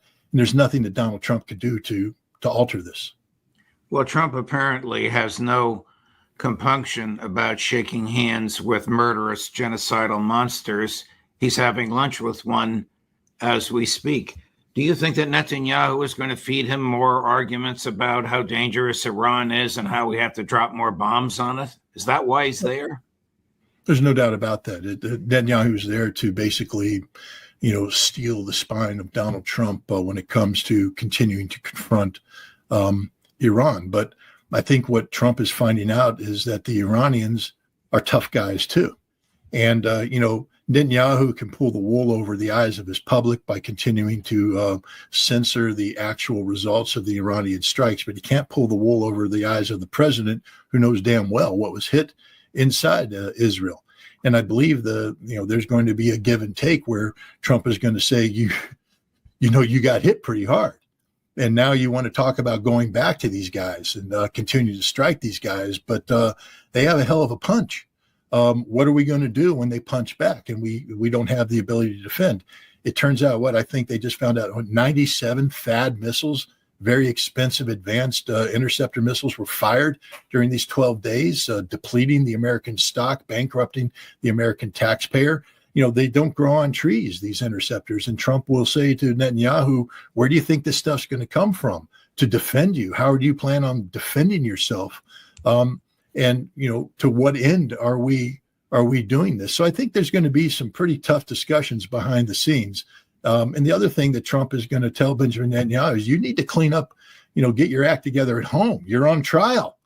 I can only put so many social media postings out there threatening sanctions against Israel if they continue to pursue this. But before you talk about going to war with Iran and continuing this fight in Gaza, maybe you need to solidify your domestic political base at home so that if we do side with you, you don't get swept away and then I have to deal with somebody else. This is a very complicated situation here. Netanyahu is trying once again to wrap himself in the flag of the United States of America so they can sell himself as an American-backed savior of Israel to the Israeli public, who increasingly is finding that lie a very difficult spoon of poison to swallow. As if all this weren't bad enough, here's John Bolton. Here's a tweet from John Bolton yesterday. We must finish the job in Iran. Critics of the U.S. strike on Iran are still fighting the last war in Iraq, wringing their hands rather than accomplishing anything. Iran's worldwide terrorist proxies and advanced nuclear programs are orders of magnitude more threatening than Saddam Hussein's Iraq. Moreover, no boots on the ground need be involved. Iran is not Iraq, which Jerusalem and Washington have already partly demonstrated. I suppose one of the best things Trump did was fire Bolton, but not after he listened to him. No, I mean, John Bolton is, I'd like to just say he's a joke, but he's a dangerous joke because he continues to, his voice continues to resonate in certain circles in Washington, D.C. And what's scary is that outlets like the New York Times are publishing his work, which means that his voice is also resonating with Democrats. The United States, these elites that define the establishment are warmongers. They are desperate for conflict. They need conflict to continue to feed this military-industrial congressional complex where money gets poured into the defense industry, who pours out weapons that needs to be expended in wars, so that this cycle of monetized violence continues. And John Bolton is the manifestation of this, and we need to recognize that. He's not looking to defend America, make things better for Americans. This is a man who has been willing to sacrifice American blood to keep this machine going. He is behind the lies that were told to the American people in Iraq about Iraqi WMD, and now he's telling more lies, peddling lies. He's been peddling the same lie about Iranian nuclear threat for decades now. And I would hope that the American people would see through this. It's time for MAGA, to be honest here, to step up your game. You voted for this guy, this president, because he said he was going to avoid wars. So why do you allow, people like John Bolton have an echo chamber in your mind? This man wants you to go to war, not because he's looking to make America greater again, but because he's looking to promote the same military-industrial complex that has given us all the wars in the past that Donald Trump said he was going to try to avoid getting dragged back into. This is what he's trying to drag us into. Yes, we dropped bombs on Iran. Let's not make that mistake again. Let's find a path towards peace. Did you not listen to Tucker Carlson's interview with the Iranian president? There does not need to be a war with Iran. This is part of the pro-Israeli greater Israel fantasy that's being sold to the American people. But, MAGA is make America great again, not make Israel great again. And we need to remember that there is a separation between these two, that just because it's good for Israel doesn't mean it's good for America. And oftentimes, if it's good for Israel, it definitely means it's bad for America. John Bolton is pro-Israel, not pro-America. We should never forget that. Before we go, for those that haven't seen it yet, tell us about Highway to Hell.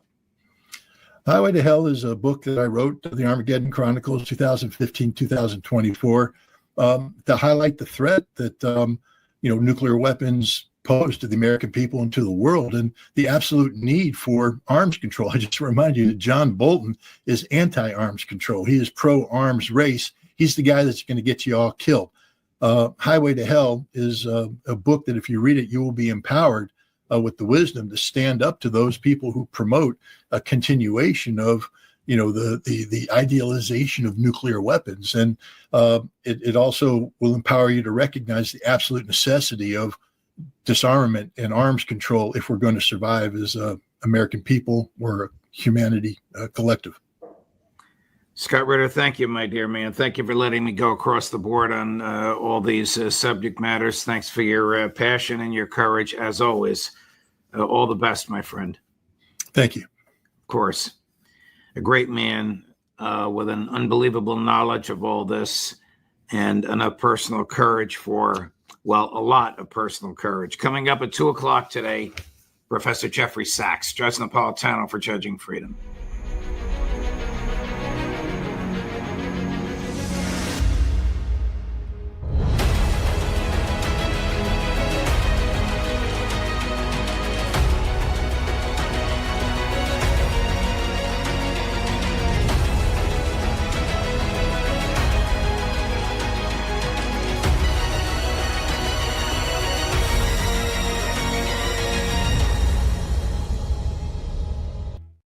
Scott Ritter, welcome here, my dear friend. Can Trump resist the neocons with whom he surrounded himself? Well, I mean, that's a fair question, ultimately. When we take a look at the composition of Donald Trump's cabinet and his closest advisory bodies, we see a split between what I'll call the MAGA thinkers. These are people who have broken with the neoconservative policies of the past, who believe that the United States must chart a new course forward.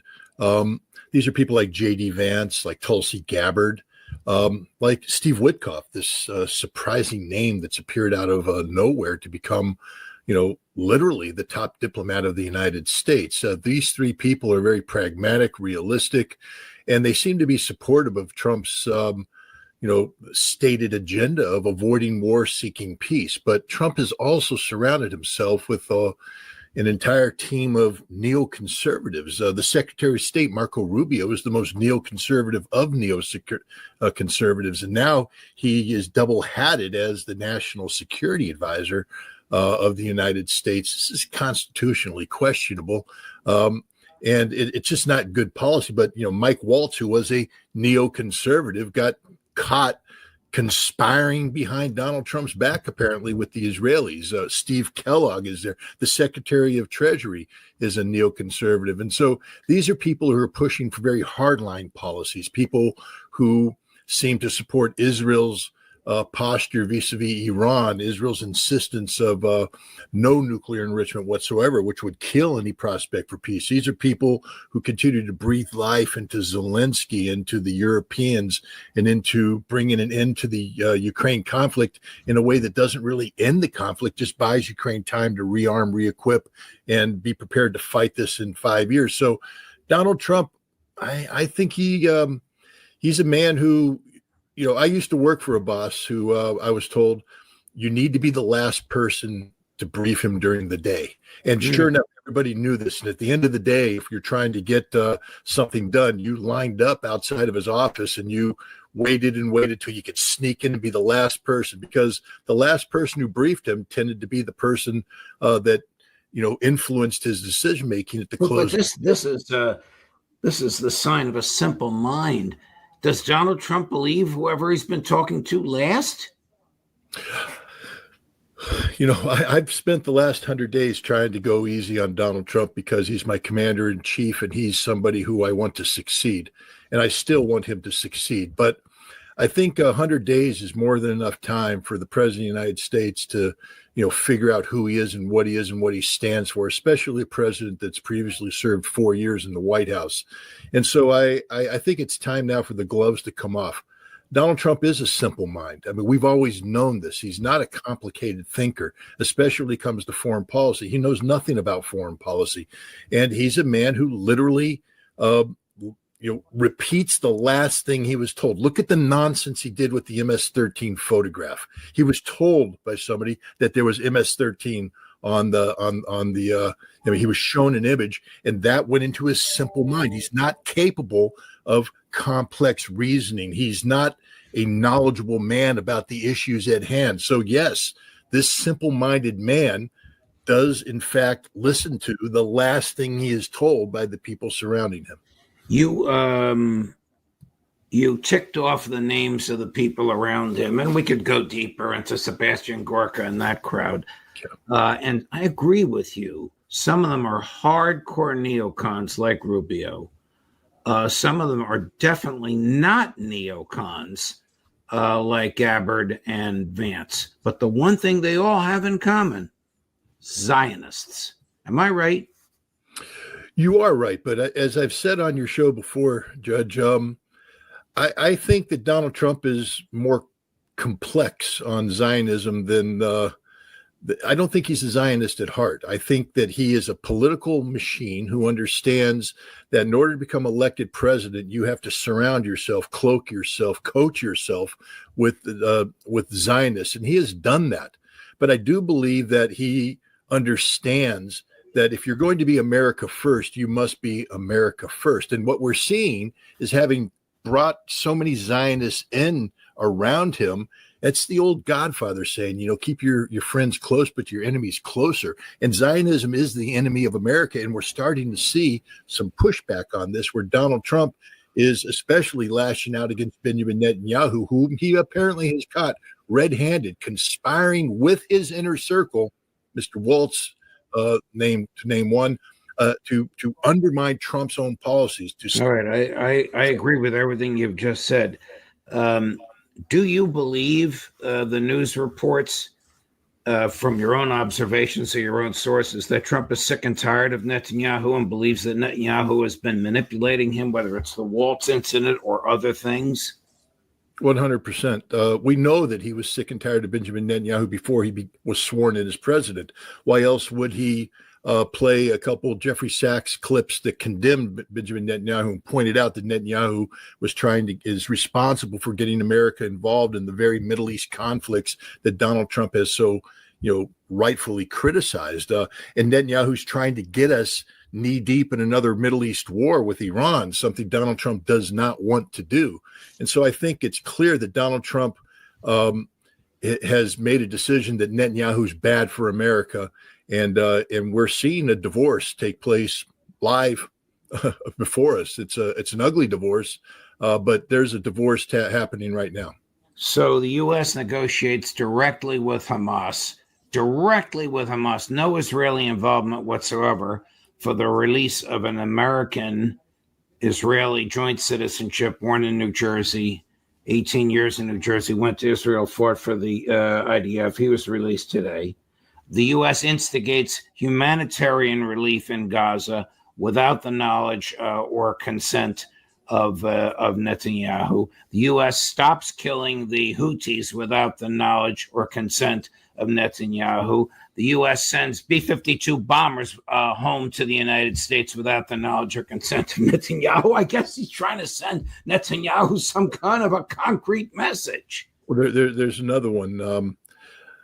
Steve Witkoff is, as we speak, negotiating with the Iranians in a deal that will allow Iran to retain its nuclear enrichment capability. I keep hearing the opposite. Alistair says, and he agrees with you, the Iranians will never agree with this, that Witkoff has now changed and wants no enrichment. So let me just back up. You're the expert on nuclear, all things nuclear. Educate us a little bit. If you want to use nuclear sources for hospital purposes, do you need enrichment? If you have, for instance, Iran has the Tehran research reactor is used to create medical isotopes, and it uses that's what I'm talking about. It uses 20% enriched fuel. It had previously, received this fuel from overseas sources. It ran out of fuel. Nobody would supply them with fuel. So Iran had no choice but to make its own fuel, which it has done. Iran also has a nuclear power reactor, several of them, at the Bushehr facility. Again, it requires 3.7% enriched uranium. The United States led the global boycott to prevent Iran from acquiring this fuel from abroad. So Iran developed its own enrichment capability. Today, people are talking about, they guarantee Iran's continued access to fuel from abroad. But Iran says, fool me once, shame on me. Okay, so where is Witkoff on this now? Is he negotiating for them to keep a certain amount of enrichment? They have superb hospitals. You can't run a hospital today without certain nuclear isotopes. My understanding is that there were 3 rounds of negotiations, and at the end of the 3rd round, they had moved into the technical phase. And I'm just telling you right now, the technical phase is, how do you monitor Iran's enrichment program? That's the discussion they were having when the Israelis said 000. And Witkoff came out and made a statement to that regard. There's a 4th round taking place right now that are getting ready to take place, where the Iranians are saying, we are very pleased with what's happening. The United States is taking a realistic posture. This means that the Israelis lost, that the United States is talking about a deal, because there will be no deal. They're talking about a deal that has Iran retaining aspects of its enrichment program. All right. So here is what I think is nonsensical, but you know this better than I. And it's not because I used to work there and I don't anymore, but it's Fox News claiming they found a nuclear reactor in Iran. Chris? Fox News exclusive satellite images revealing the location of a previously unknown Iranian nuclear site. Now, the facility spans nearly 2,500 acres, and this is a big discovery. Jillian Turner has more from the State Department. Good morning, Jillian. Pretty explosive, Dana. These satellite images that we have obtained exclusively show the alleged site location and even the layout of the secret, previously unknown nuclear weapons facilities inside Iran. This, of course, raises fresh concerns about the regime's role in these ongoing nuclear talks with the Trump administration. The National Council of Resistance of Iran has collected intelligence from sources on the ground inside Iran that locate this nuclear weapons facility in what is called Semnan province, far from the regime's already known nuclear sites. It's codenamed the Rainbow Site by Iran's officials, and it spans nearly 2,500 acres. It's been operating, as far as we can discern, for over a decade under the cover of a chemical production company that's called Diba Energy Siba. The so-called. This was late last week. I haven't heard it anywhere since then. Is this credible? No, not at all.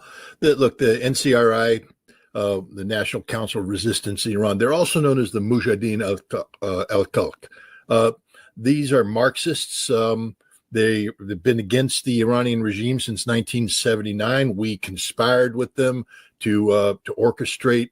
The CIA works with them to orchestrate assassinations. The Israelis use them for assassinations. And these are people who have in the past given briefings written by the Israelis. This briefing is written by the Israelis. Now, it's delivered here in the United States, and this is where I don't understand why Tulsi Gabbard doesn't shut them down, because this is done by the Israelis seeking to throw a wrench into the negotiations. Look at the timing of it. This is a garbage report. First of all, that when they called it a nuclear weapons facility, what they're talking about is they say that the Iranians could be producing tritium. I may be pronouncing that wrong because I am not a nuclear scientist, but tritium is used in a boosted nuclear weapon. So if you have a standard fission weapon, if you have tritium in place, you can boost it. It shoots in, these neutrons, gets hyperactive, and then you turn it into a fusion weapon, a hydrogen bomb. And that's what they're talking about. This is absurd in the extreme. Again, the International Atomic Energy Agency has had Iran under very stringent inspections. They look for these sort of things. This is simply an effort. What the NCRI and Israel's trying to do is open up this gigantic, very sensitive military industrial facility. Parchin is where they make their ballistic missiles. They have the chemical facilities that produce the precursor elements for the solid rocket fuel that are produced there.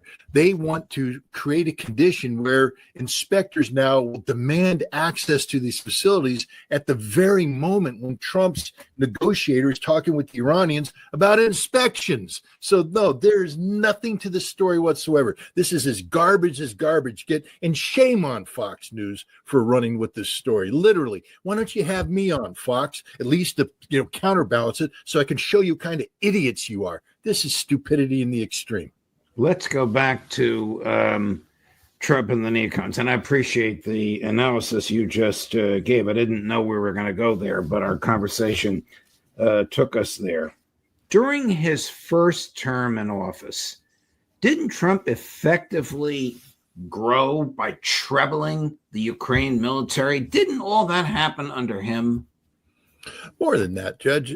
This is Donald Trump's war. He's trying to call it Joe Biden's war. He says this is Joe Biden's war. This war never would have happened had I been president. That's a lie, a straight up lie, because when he was president, the policies he eventually signed off on were supportive of the very policies that Joe Biden inherited from him and then expanded upon. Joe Biden did not invent the policies that led us to the conflict with Russia and Ukraine. Donald Trump is the one that took Barack Obama's policies, which were defensive only, defensive only. And Donald Trump turned them into offensive training, offensive weaponry, because the Ukrainians said, we want to invade the Donbass. In the United States, under Donald Trump, went, we'll get you ready to invade the Donbass. Donald Trump is the man who created the concept of strategic defeat of Russia. He's the man who underwrote 20 CIA bases operating on Ukrainian soil. 20 CIA bases. Talk to Larry Johnson what a CIA base is and what they do. Talk to Alistair Crook what that means in terms of it. This isn't about analysts like me sitting back there reading things. No, this is about operators, paramilitary guys, training people to go into Russia, to spy, to carry out unconventional warfare, to target assassination, all the things necessary to bring down a government. That's what Donald Trump's policies were. And then he lost the presidency. Joe Biden picked it up, and Joe Biden ran with it. Joe Biden actually had to tune down some of the things Trump was trying to do with the paramilitary guys. All this paramilitary, unconventional warfare stuff began with Donald Trump. And it was the Biden administration who went, well, that's an act of war. We may want to tone that down. So Trump is responsible 100% for this mess. And Trump is now boasting about sending or authorizing ATACMS, Taurus, and Javelins to Ukraine. Isn't he making, aren't we a co-belligerent fighting Russia? And how can the Kremlin take us seriously as mediators? Look, the Kremlin right now, again, I don't speak for them, but I have spoken with people. I just enjoyed the Victory Day celebration at the Russian embassy. The Russians, they're realistic, they're pragmatic. They are thrilled to death that they're talking to the United States, because that wasn't happening under Joe Biden. Okay. And so as long as they're talking, that creates the possibility of something happening. But they also look at the inherent contradictions. They have no false expectations from, the Trump administration. This is confusing. I spoke to a friend who I speak to often about the situation in Ukraine, and this person is confused. Everybody's confused. People I speak to in Moscow are confused. People I speak here, everybody's confused about what Donald Trump wants. On the one hand, he speaks of peace. He speaks of, understanding the Russian perspective. On the other hand, he does this. He sends weapons, the stupidity of it. Now he's on an airplane where he may go to Istanbul, to Zelensky in Istanbul. Putin might be flying to Tehran with a quick trip. What do they do if they meet? Will Trump tell Zelensky, you have to back down, accept the Russian terms, or will he try to strong arm Putin, which you don't do? And I don't think Putin would show up in Istanbul if he thought Trump was going to try and strong arm him. Donald Trump is, remember what we said at the beginning, Judge? He's a simple man, a simple-minded man. Right. I hope he has somebody sitting next to him who's giving him good advice. I hope. Oh God, who's going to be sitting next to him but the super neocon Marco Rubio? Well, Rubio is going to Istanbul to do they call it a NATO mini ministerial that was sort of invented to interfere with Vladimir Putin's initiative. The Russians said, "Hey, we're going to send Yuri Ushakov to Istanbul to meet with a Ukrainian delegation." Ukraine has said, "Well, Zelensky said I'm going to be there. I want to meet with Putin," and the Russians are like, "Well, it's Ushakov." Now Rubio's coming in on the spur of the moment to do this 14 to 16 May ministerial. But it's there simply to interfere. And now we have Donald Trump apparently showing up, which once again shows the struggle, because I believe that Trump doesn't trust Rubio when it comes to Russia. I think he understands that Rubio is the man giving him the advice that is going to lead to enhanced conflict. He wants to trust Witkoff, but he's a weak man. He's a simple-minded man. And the person sitting right next to him, before he opens his mouth or starts putting stuff out on social media, is the person that influences what he says and what he does. Tulsi Gabbard's got to be going crazy, because that's supposed to be her job. But the problem is she briefs him in the morning. So she comes in, briefs him in the morning, and he's probably all gung-ho to be realistic. And then as the day goes on, people come in and he gets Sebastian Gorka and that crowd get to him. We have a new cut from Trump on the upcoming talks in Turkey about possibly, ready for this, lifting sanctions on Syria. Watch this.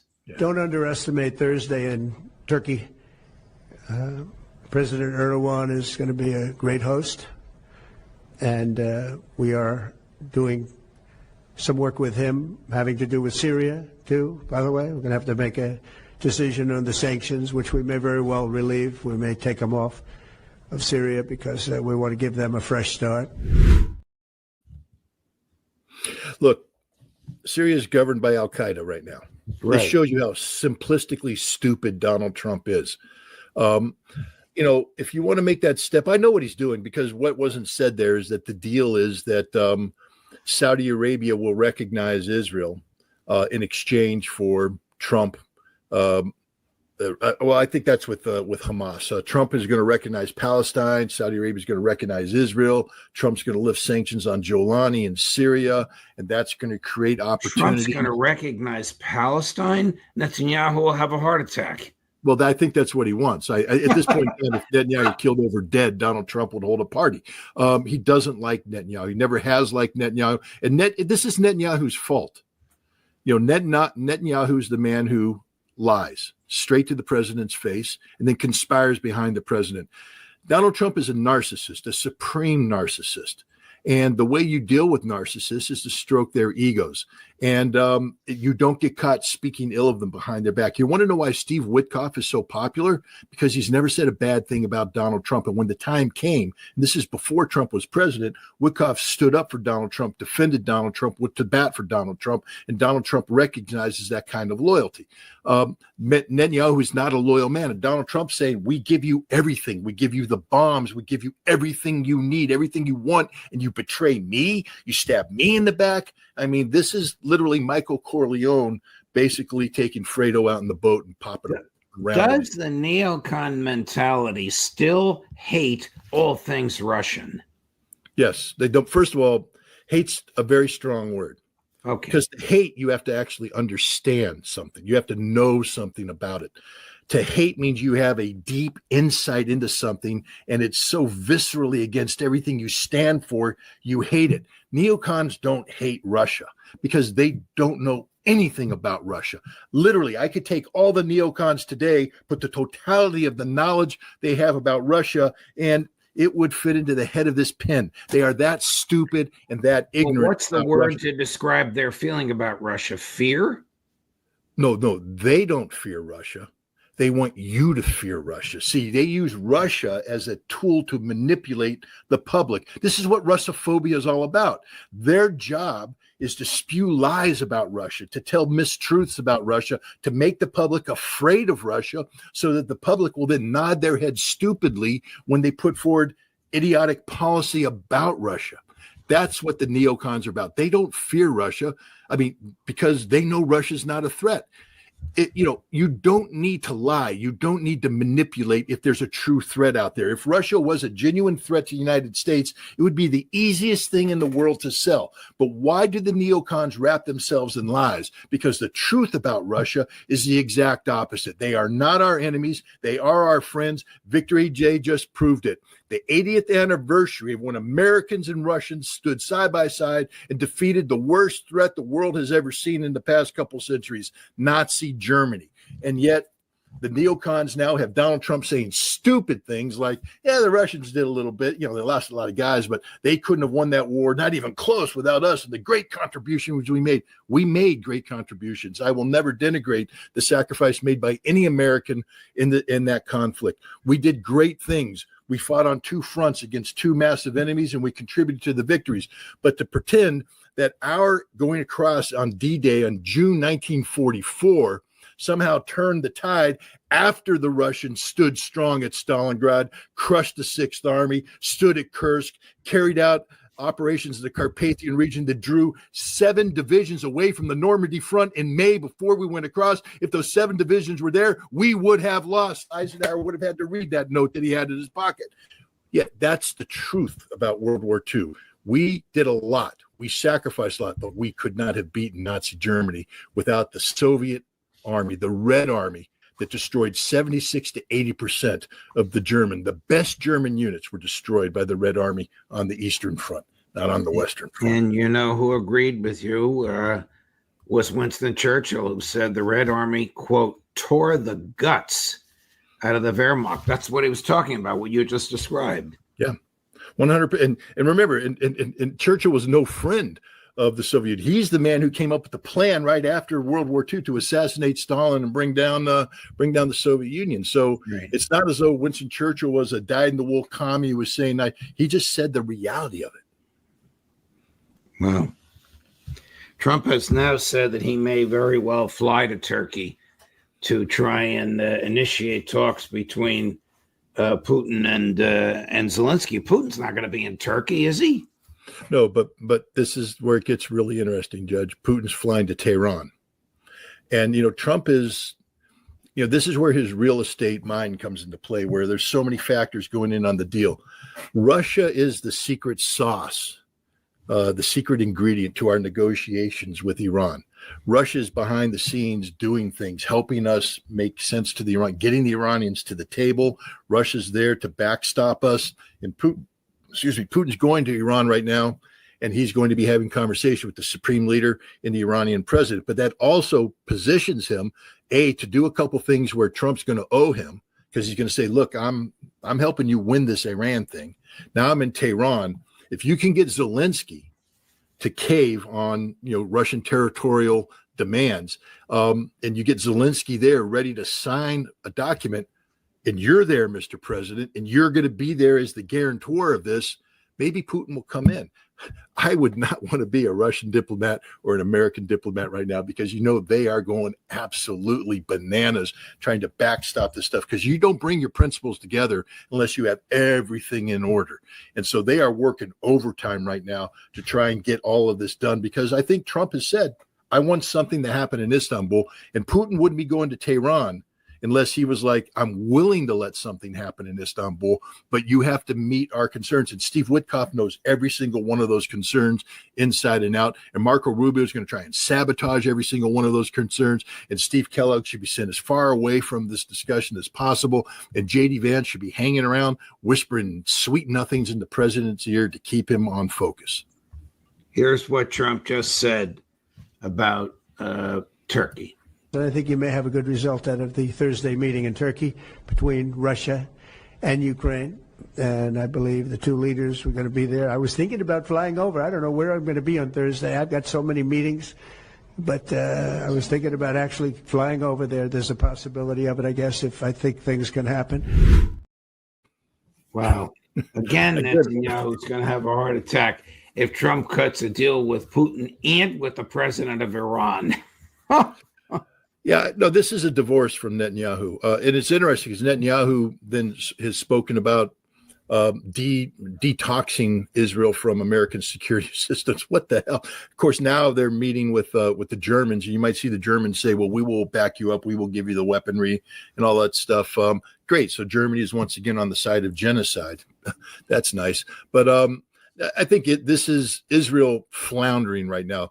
This is, again, the success of Hamas. For all the people that didn't, when I said, look, Hamas beat the Israelis for 15 months. In the end, they had to take a compromise, bring in this deal. But Hamas has a lot to play. There's a lot of Hamas left.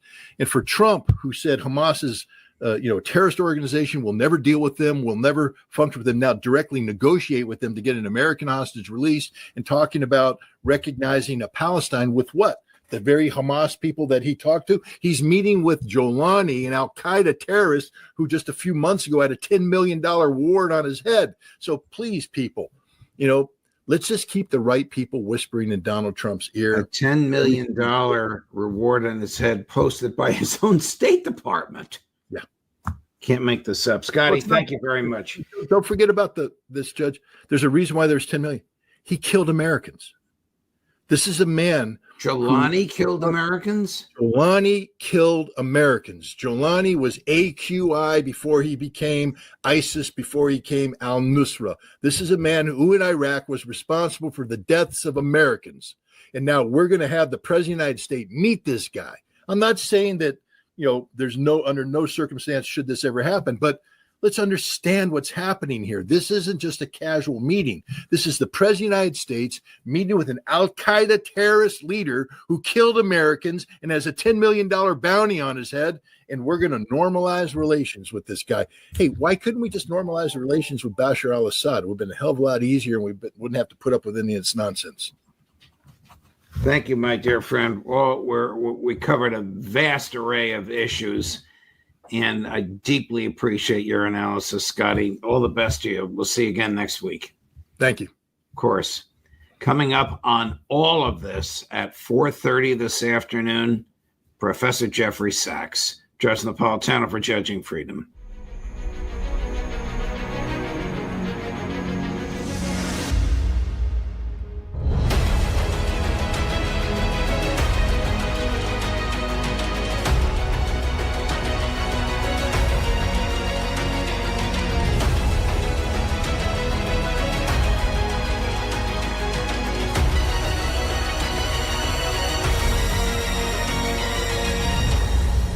Scott Ritter, welcome here, my dear friend. Before we get to the back and forth between President Trump and President Putin, some other things that are bubbling up. I'm impressed negatively, of course, by the bellicosity of people like Keir Starmer and Emmanuel Macron and Ursula von der Leyen.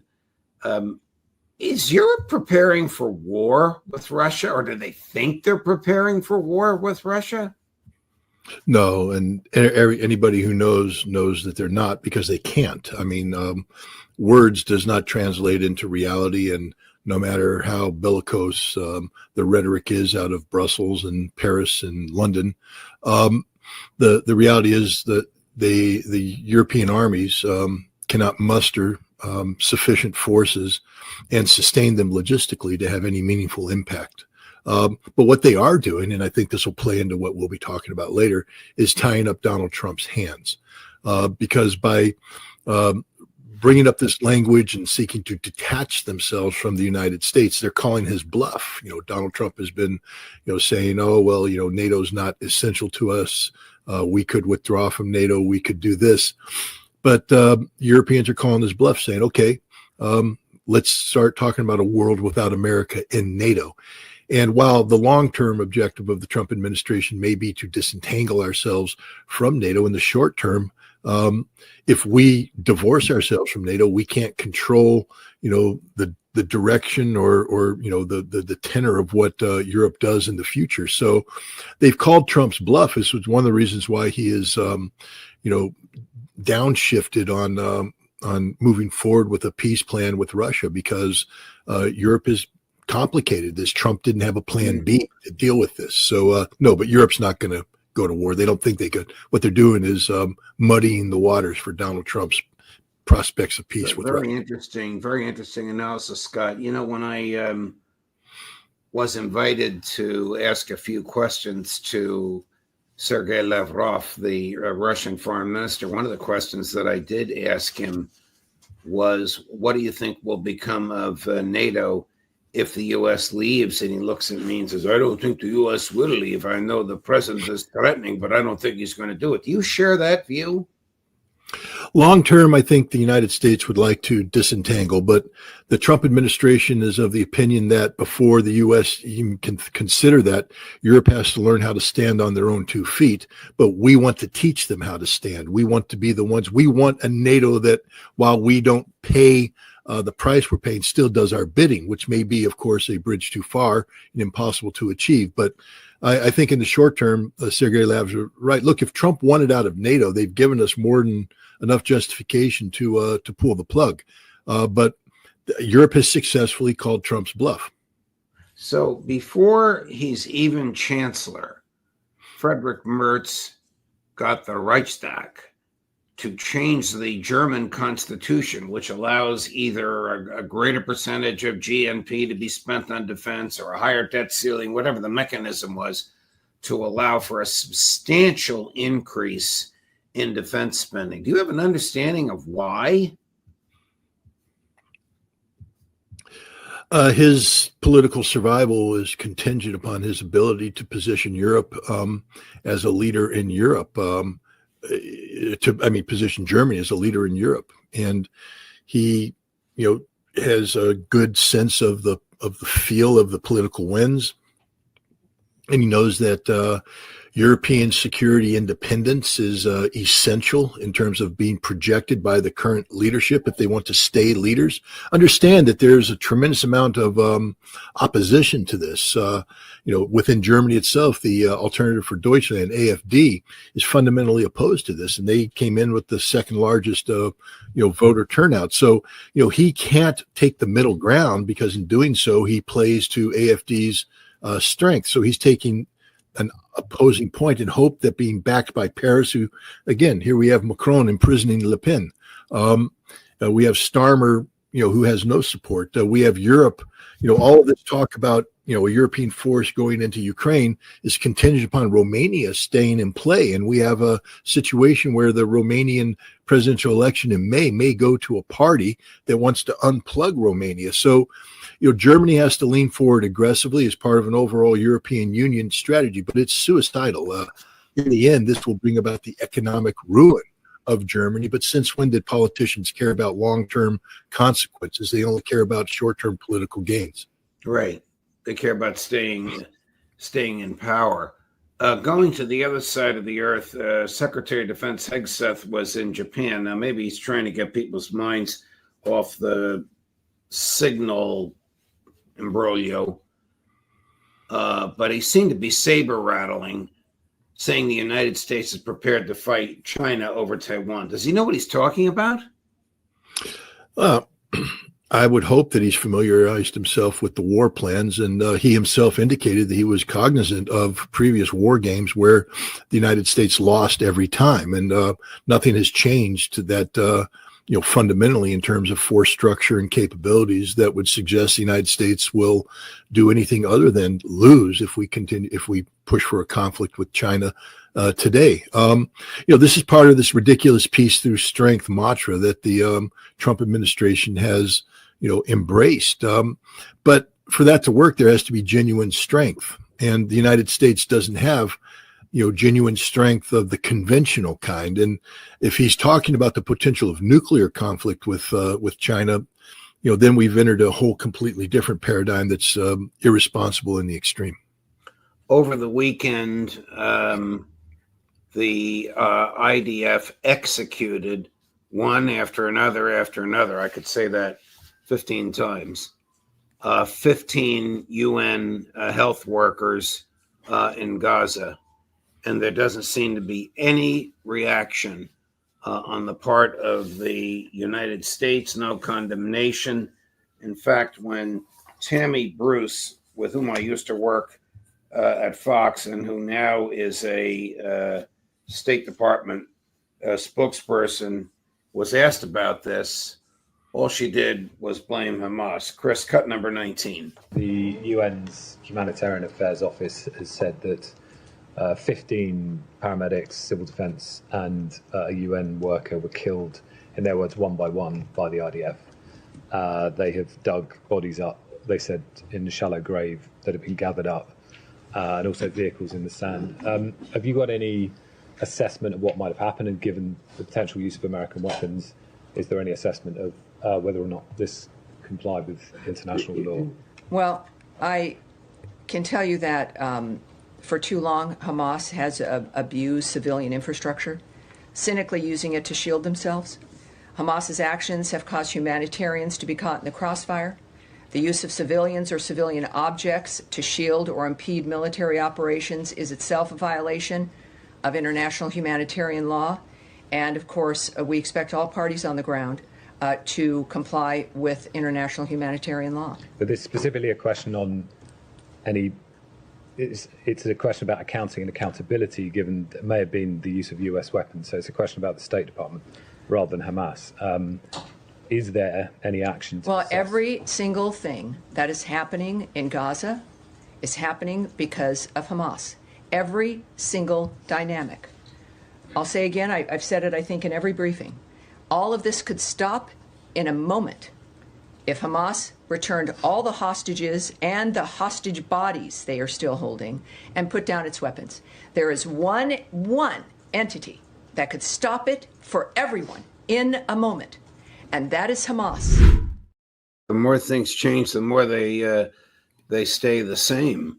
This is as crazy as her predecessor. Yeah, the one entity that could stop this is Donald Trump with a phone call to Netanyahu saying, we're not sending you any more weapons with which to kill. Did she address the slaughter of these 15 UN aid workers? No, and she doesn't care about them, and nor does the Trump administration. And frankly speaking, increasingly, nor does the rest of the world. This is the problem. I'm looking back and reevaluating Trump's embrace of the ceasefire, because when it originally came out, and you know this, I thought that it was indeed a legitimate attempt to bring peace and stability into a region that's beset by horrifically complicated problems. Right.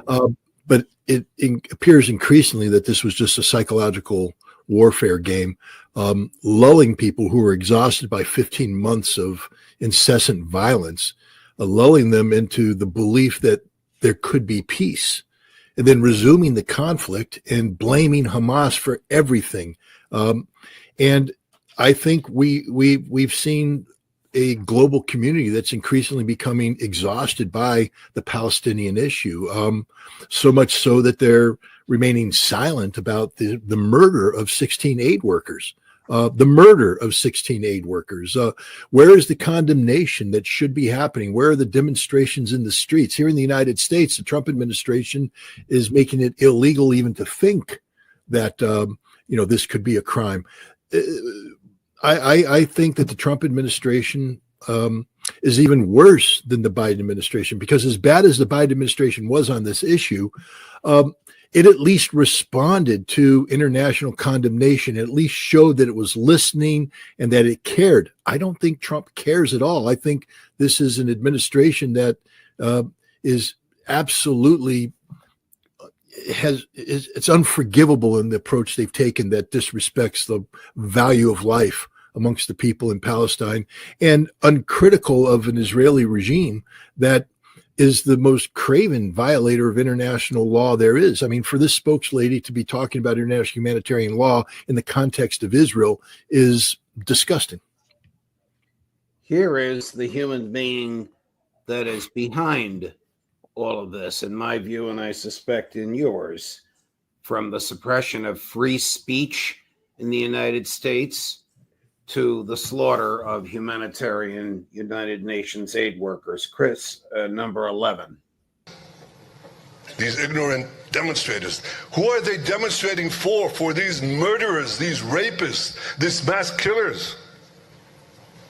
This is a reflection of a deep rot that has pervaded the intellectual hub of free societies. And this vilification of Israel, the Jewish people, and Western values has been propagated by a systemic alliance between the ultra-progressive left and radical Islam. It must be resolutely fought by civilized societies to safeguard their future. This is why we must all commend President Trump's decisive actions against anti-Semitism, and we must pressure other governments to do the same. You catch those last words, and we must pressure other governments to do the same. He knows he's the king of the hill. Well, I'll take a different spin on this. He knows he's a powerful tool, but the king of the hill is Donald Trump. As you rightfully pointed out earlier, one phone call brings this to an end. And while Netanyahu is up there, acting tough, remember, domestically, he's in a horrible position, under tremendous pressure. The Shin Bet, his internal security forces, have turned against him. He's under investigation for corruption and for violating state secrets and for misleading the Israeli population. He's highly unpopular. He's a tool that's being used by the United States to achieve, objectives. And we see that the control mechanisms being put in place today in the United States that violate free speech. They're using Israel and anti-Semitism as the vector to introduce them. But as you know, Judge, once a right is conceded, you never get it back. Right. Once you open up a chink in that armor and let the enemy in, you lose the whole game. And so this is a very dangerous time in the United States, where we're allowing Israel, the cause of Israel, to be used by American domestic power, political powers, to take control over the totality of the American people, to deny us the one thing that gives us all of us the ability to fight back, which is free speech. And so I view Netanyahu more as a compliant tool than the one calling the shots. He's the puppet, not the puppet master. But if he is the tool, what is Trump's goal? Is it just to please his Zionist benefactors in the United States? Because Trump doesn't have serious concerns about the Gazan people. We know that. He couldn't care less about them. No, I think he's using. I think he's using this issue as a means of putting in place a framework of authoritarianism. I mean, I hate to say it. I'd like to believe otherwise, but when I take a look at the laws being talked, the rhetoric being used, again, as you know full well, Zionism is the cause, but the framing of the argument that allows the Trump administration to target free speech, once they have that framework in place, they can remove the term Zionism and insert anything. And I think that's the goal. This is about absolute control of America in a way that differs greatly from the vision of our founding fathers. Here's what the Iranian leadership, both the Ayatollah and a leading general, had to say in response to the rantings and ravings we just showed from Tammy Bruce at the State Department. Chris, cut number 20. The enmity from the U.S. and Israel has always been there. They threaten to attack us, which we don't think is very likely. But if they do commit any mischief, they will surely receive a strong reciprocal blow.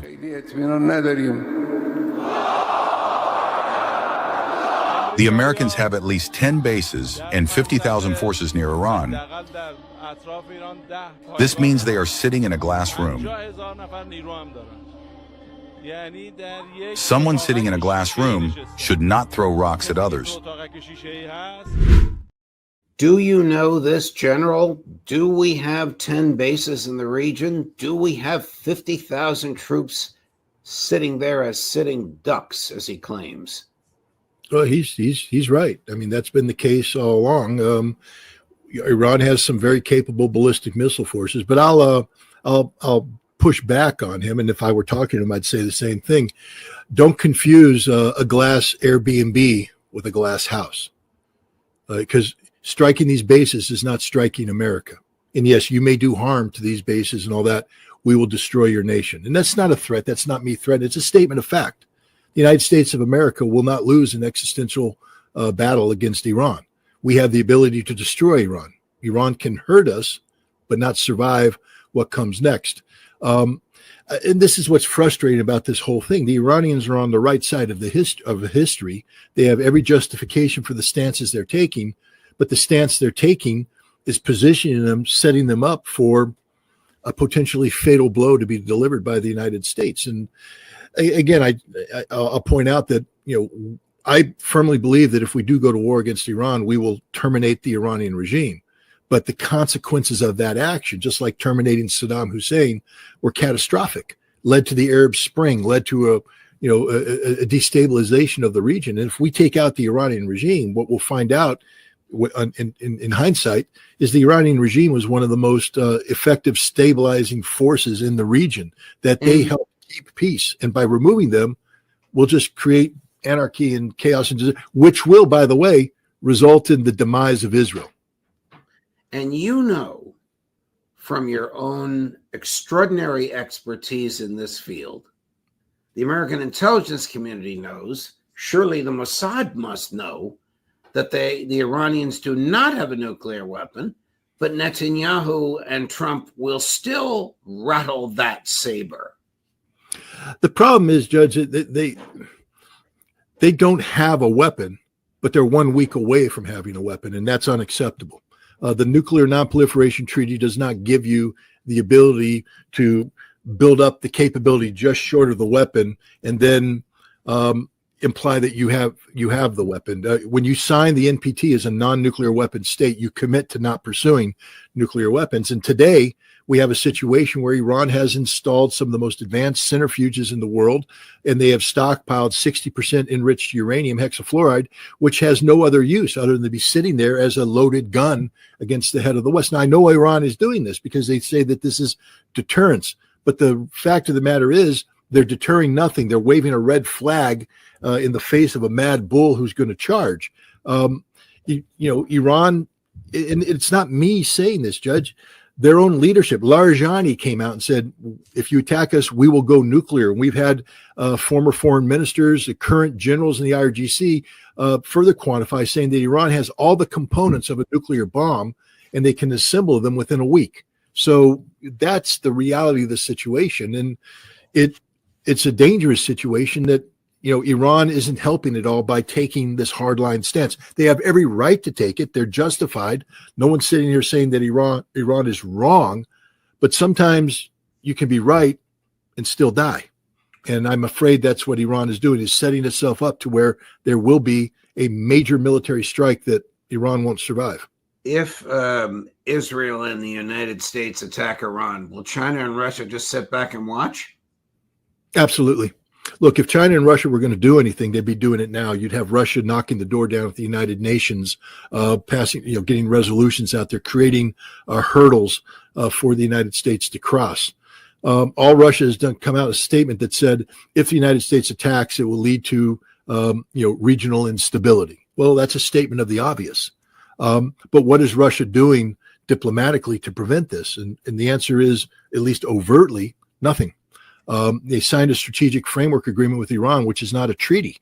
It was actually a mechanism that could lead to a resolution of this issue should Iran not double down on stupid. And I don't mean to call the Iranians stupid, but I am. Again, possessing the ability to produce a nuclear weapon within a week is not where you want to be at this point in time. It doesn't, people can say, well, they have every right to do this. That doesn't matter. What matters is that they've done it, and now this poses an existential threat against Israel, who is, for better or for worse, probably worse, an ally of the United States. And we're not going to allow this situation to go forward. It's a very dangerous situation. But if Russia wanted to stop this, or were intent on stopping this, they'd be at the United Nations right now throwing resolutions out there, and so would the Chinese. Does Donald Trump have any cards to play with Vladimir Putin?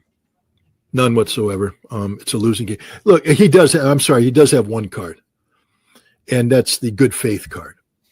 And what that would be is to take the cards and put them down and say, I'm not playing a game here. I'm not trying to, out Trump you and outbid you and all this.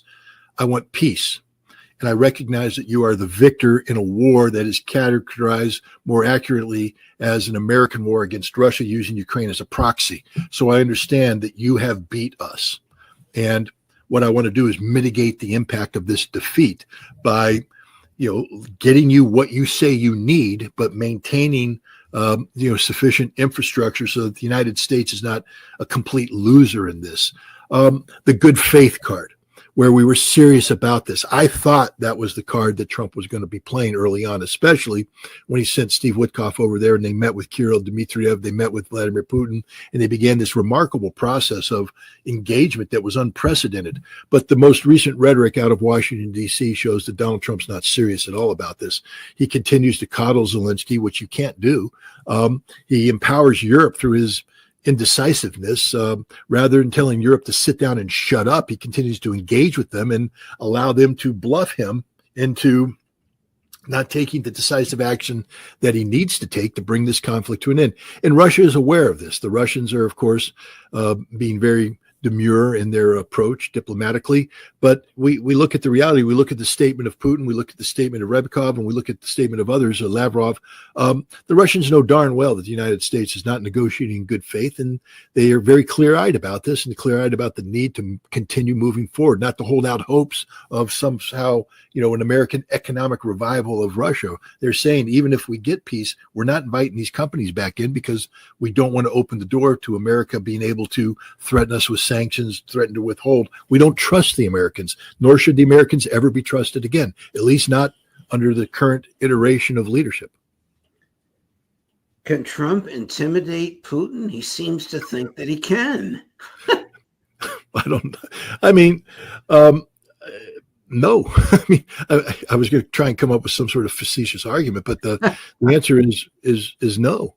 Russia, first of all, Trump wouldn't be the first president that's tried to intimidate Putin. George W. Bush, when he withdrew from the anti-ballistic missile treaty, was somehow saying, we're going to build these missiles, but you don't need to worry about it. And Putin went, no, we're not worried about it. We're telling you what the consequences will be. That if you do this, we're going to take actions that overcome whatever you think you're going to build. Is that intimidating Putin? No, it's Putin being very pragmatic and coming up with a response. He did the same thing with Obama. He made a mistake with Obama. He actually negotiated in good faith for the New START treaty under the belief, based upon Rose Goodmuller, I think her name is, the negotiator, her promise that the United States, while they couldn't incorporate anti-ballistic missile issues into the New START treaty because of the politics of the Senate, that if Russia would just get this thing done, we promised to go to the table and address the anti-ballistic missile issue. And we lied, straight up lied. Well, that's a lesson to Vladimir Putin, too. You can't trust America. We did the same thing on Minsk. Biden promised Putin that we would put pressure on the French, the Germans, and the Ukrainians to implement Minsk. He made that promise in June of 2021. And while Blinken was supposed to be out doing that, Blinken instead was in Kiev secretly transferring Stinger missiles and Javelin missiles for the war that we were planning. We had no intention of implementing Minsk. We were always planning on this proxy conflict. The Russians know this. So Putin isn't intimidated. Putin has made responses. Everything we've done, especially when we violate our word or violate, the code, Russia has a response to. You can't be intimidated when you are pragmatic, when you are informed, and when you have the capacity to respond effectively to anything the other side does. It should be Trump who's intimidated by Putin. That would be the smart thing, not to be intimidated and surrender, but to be intimidated and say, I need to get out of this card game, because we come back to the card analogy. You're sitting at the table and you're looking at your chips going, man, if this thing goes on, I'm going to lose everything. And I've got a wife and kids at home and a mortgage need to be paid. Why don't I just fold my hand, take the chips and leave what I got so at least I don't lose everything? And that's what he needs to do right now. Trump is in a position of we're going to lose everything. And what we need to do is stop this card game, stop this war, because Russia's going to win everything. They've got every card. It's going their way. And Trump needs to do that, but he's not. He should be smarter than this, but he's surrounded, I think, by people who give him horrible, horrible advice. Well, he's surrounded by Zionists and neocons. Now, I don't know if they're still neocons. I think in their hearts they are. If you read that Signal chat, you can tell that they are. Was there a single voice raised about why are we killing these people? No, it was all about process. Yeah, there was no I mean, look, I participated in Operation Desert Storm, which included the strategic air campaign against Iraq, and we blew the crap out of that country. Excuse my language. But I will tell you that every target we struck, there was definitely, because I was a participant, there was a moral argument that you had to be able to articulate the importance of this target, and you had to understand what the consequences of striking this target were, and then you need to articulate why this was proportional and why the military necessity outweighed the potential for innocent civilian life. And many times when you couldn't make that argument, we didn't strike the target because we were in the business of defeating the Iraqi government, but we weren't in the business of deliberately slaughtering the Iraqi people. This attack in Yemen, it showed a total callous indifference to the value of Yemeni life, 100% callous indifference. And it's a shame. It's a shameful moment because normally you'd expect in chats like this for the real side of a person to come out. And if this is the real side of our leaders, America has much to be ashamed about. Has the United States recognized the Syrian regime, and is it actually recognizing, if so, HTS, which is listed in the State Department as a terrorist organization? I don't think we're there yet. I think Tulsi Gabbard is out there, ringing the bell against Islamic fundamentalism, Islamic extremism. I don't necessarily buy into everything that's attached to that, but I think when you have the Director of National Intelligence, coming down hard on Islam and Islamic extremism, that you don't turn around and recognize the most extreme form of Islam as is manifested in Syria today. But we're between a rock and a hard place. We created this demon, and we created this demon for the purpose of overthrowing Bashar al-Assad. But let this be a lesson to everybody who's talking about going into Iran and bringing down the regime. The day after, if you don't have a plan for the day after, the week after, the month after, a year after, and know where you want to go and know what the potential pitfalls will be, and you're ready to overcome them, all that happens is chaos and anarchy, and you make the situation even worse than it was. There's no way today anybody can articulate that the situation in Syria, as it currently exists, brings more stability to the region than when Bashar al-Assad was the president of Syria. Here's this goofy State Department spokesperson. I don't remember if she's reading from her laptop as she was in the other clips, or if she's speaking from her heart and her head. But anyway, here she is on Syria 3 days ago. Chris, number 17. You're aware of the announcement on Saturday of the interim authorities by the interim authorities of a transitional cabinet in Syria. We recognize the struggles of the Syrian people who have suffered decades under despotic rule and oppression of the Assad regime, and we hope this announcement represents a positive step for an inclusive and representative Syria. However, Syria's interim authorities should fully renounce and suppress terrorism, exclude foreign terrorist fighters from any official roles, prevent Iran and its proxies from exploiting Syrian territory, take meaningful steps to verifiably destroy Assad's chemical weapons, assist in the recovery of U.S. and other citizens who have been disappeared in Syria, and ensure the security and freedoms of Syria's religious and ethnic minorities. The United States will continue to assess the interim authorities' behavior and determine our next step based on those actions. And you mentioned about sanctions. Any adjustment to U.S. policy towards Syria's interim authorities will be contingent on all of those steps being taken that I mentioned to you. The chances of the Syrian government taking those steps meaningfully. This is the equivalent of her getting up there and going, we will normalize relations with Russia if Vladimir Putin denounces the Russian language, denounces the Russian Orthodox Church, denounces Russia's victory during the Second World War, and agrees that May 9th, instead of being Victory Day, will be America's Supremacy Day over Russia. Now, if you're willing to do all of that, we'll be able to work with you going forward. That's about as realistic as what she said here. It's ignorance personified. What it means is that the United States, that we have no control over the situation, because all of the things that she stipulated there are a reflection of the fact that what's happening in Syria today is 100% chaos and anarchy, and that we have no say over what's happening. So she's trying to superimpose conditions which, if met, would imply that America is in control. But none of those are going to be met, because I just want to remind your audience, this is Al-Qaeda. Okay? These are the people, the ideology, the organization that attacked us on 9/11.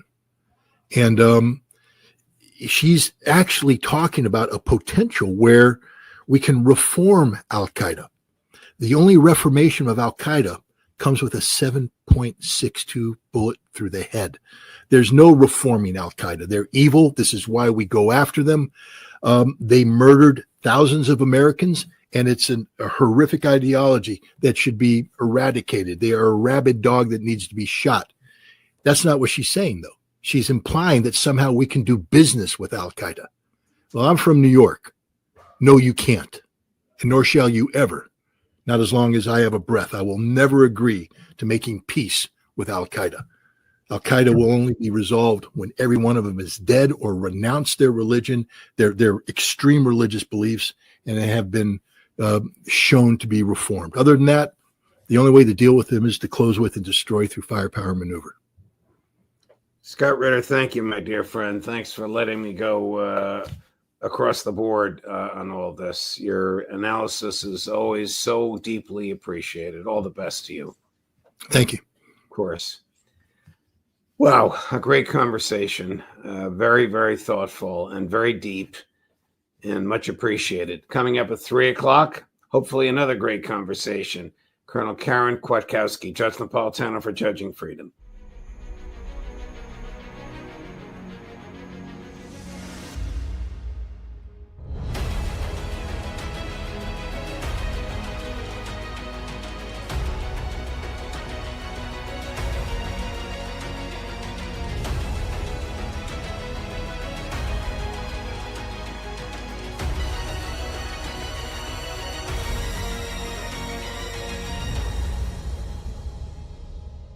Scott Ritter, a pleasure, my dear friend, no matter what we're talking about. Thank you very much for your time. So in your view and from your sources and analysis, who or what was behind the drone attacks that were visited upon Russia, and is President Trump's denials that the United States knew about this at all credible? This is a British operation, British designed. It conforms with the British plan of keeping Ukraine in the fight and taking the fight to Russia. Remember, this was a plan that is supposedly a year and a half in the making. So politically, we go back to the time of Joe Biden. At that time, the United States was actively, using 20 CIA bases. Now, a base is a CIA center of operations focused on a particular activity. So you could have a CIA base that trains people in unconventional warfare, a CIA base that does, long-range reconnaissance, direct action, a CIA base that does drone warfare, that does explosives, agent handling, the whole thing. But they had 20 bases, which means they're pretty much covering the gamut. This is the CIA. During the Vietnam War, we had 16 bases. CIA had 20 in Ukraine. And so this British planning began when the CIA was very active in Ukraine, working for a commander-in-chief who had committed to the strategic defeat of Russia, using the Ukraine conflict as a proxy. So the CIA knew of this planning early on. You don't carry out an operation of this complexity inside Russia unless you have long-term, covert assets embedded in Russian society. The British and the Americans both recruited significant numbers of people back in the 1990s during the downfall of the Soviet Union, the decade of chaos. Russia hasn't cleaned them all out. They're everywhere. And the British provided some of these resources to enable, the renting of a warehouse, getting trucks, configuring the trucks to specific technical specifications, bringing in the drones, providing explosives. Where do you get the explosives? You have to have an explosive cache someplace. This was a British operation. They planned it. They executed it. The Ukrainians were simply the provided the manpower. The CIA knew about this. Whether or not the CIA played an active role in this, there are some legal constraints that the CIA can't do certain things without executive permission, and they would have to get new executive permission, new finding or something by Trump. And I don't believe Trump actually gave it to him, but the CIA was aware of it and they didn't communicate it up the chain. They may have provided some sort of passive, assistance in this, but this was an operation carried out. And this is the part that needs to scare everybody. A nuclear power, Great Britain, empowered a non-nuclear state, Ukraine, to launch a preemptive strike using conventional weapons against Russia's strategic nuclear deterrence. That violates at least two clauses of Russia's nuclear doctrine. When you violate the nuclear doctrine on the conditions under which Russia will use nuclear weapons, that means that you are creating the conditions for a nuclear war. Now, the British have taken the lead in saying that Russia is bluffing. And one of the challenges that confronts Vladimir Putin today is if he doesn't respond decisively, then you sort of hardwire in the notion that Russia is bluffing. Now, Trump and the Russians have released indications of what they talked about for an hour and 15 minutes, I guess earlier this week. The Ukrainians have put out their version of what they understand. In their version, Trump asked Putin not to use tactical nuclear weapons in response, and Putin said he can't guarantee that outcome. No. I don't believe that Russia will use nuclear weapons, but the fact is Putin has to come up with, this is why this is taking so long, because the Russians have to come up with a retaliation that resets their doctrine. They have to put the British on notice that the next time you do this, it's automatic. London disappears. What they're going to do has to be so severe. The punishment delivered to the Ukrainians so outrageous. And the rumor is now that they are even talking about that the guarantees they gave the United States, Great Britain, that Zelensky and the inner circle would be protected are gone. Putin just called Zelensky a terrorist. He called it a terrorist government. And there's only one way you deal with terrorists and a terrorist government. Unless, of course, you're Donald Trump and you shake hands with them and do business with them. But the traditional way of dealing with them is to kill them. And I believe that's exactly what Putin is going to be doing in the coming days or weeks. They're going to initiate a week-long campaign that's designed to take out the leadership of Ukraine and the strategic infrastructure of Ukraine, basically to turn Ukraine into the Stone Age without using nuclear weapons, but using weapon systems like Oreshnik that send a signal to Great Britain, NATO, and the United States that the next time Russia uses its strategic nuclear forces, it won't be with conventional warheads. Might MI6 have set Zelensky up in order to get rid of him? Well, I don't know. I mean, that's possible, but what politician would say, hey, let's risk general thermonuclear warfare that kills us all to get rid of Zelensky, or kill him? I mean, if you're going to kill Zelensky, just kill him. There's a million ways to make him die, make his plane crash. I shouldn't say conceivable. Is it feasible to understand? Is it rational that John Ratcliffe, the head of the CIA, and Tulsi Gabbard, the head of Director of National Intelligence, did not know about this? That rogue CIA agents participated in it or knew about it and kept it from going up the chain of command? Well, let's put it this way. First of all, Tulsi Gabbard is the Director of National Intelligence. She's not the Director of the CIA. The CIA is not responsive to her. She manages 17 intelligence agencies and she briefs the president. But Tulsi Gabbard isn't in the CIA chain of command. She can't issue an order and make CIA do things. Ratcliffe is. He's the director of the CIA. But what we know, for instance, Gina Haspel was a former director of the CIA, hard-nosed woman. I mean, she was London station chief. That's one of the big ones. If you got that on your resume, you're going up the chain of command. She went all the way up to director. Nickname Bloody Gina. Bloody Gina, because, well, gosh, she ran a base. Remember, we're talking about those bases? Yeah, one of those she bases ran a base. she ran was a torture place. But It was anyway, a torture base where they put, back to what the CIA should have known and should have told the president. well, right. But what I'm trying to say is Gina Haspel's no pushover. She couldn't control Russia House. She tried to. She came in and said they're lying to us. They're running operations that we can't control. We don't. It's out of control. She couldn't control Russia House. What do you mean by Russia House? Russia House is the part of the CIA Director of Operations that runs Moscow Station and runs all the covert operations against Russia. Russia House is the center of power when it comes to intelligence operations. Back during the Cold War, Russia House was it. It was the center of the universe. Moscow Station was the ultimate place you wanted to be. I had some limited interaction with them when I was as a weapons. They don't answer to CIA command? They consider their operations to be so sensitive and so important to national security that they keep the people who know about them limited, and sometimes they just don't tell people about it. So, yeah. Right, so Vladimir Putin certainly knows this. He knows about Russia House. He knows how it works. Does he believe, in your opinion, Donald Trump, when Trump says the U.S. didn't know about what happened to your country last weekend? I believe that was an honest statement. Well, first of all, it's not that the U.S. didn't know. Trump said, I didn't know. He said Trump didn't know. He didn't say, the question wasn't, did the United States know? The question wasn't the did United John States Ratcliffe knew and Trump didn't. Somebody between the people who knew and Trump needs to be fired. 100%. Let me put it this way. It's 100% certainty that the CIA knew about this operation at inception and had been tracking this operation through implementation. 100% certainty that Russia House knew about this. 100%.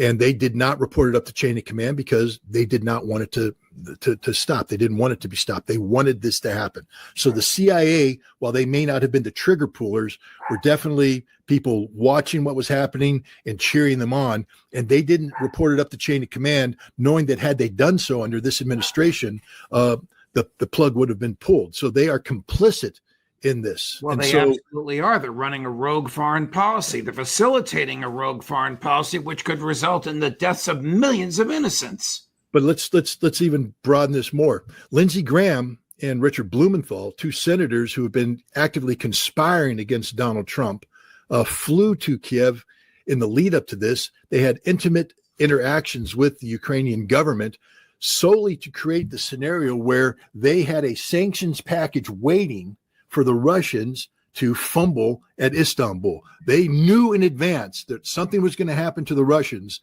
that would cause the Russians either not to come to Istanbul or to carry out a provocation that the Ukrainians could use not to go. And then they would come in with the sanctions and shove it down Trump's throat.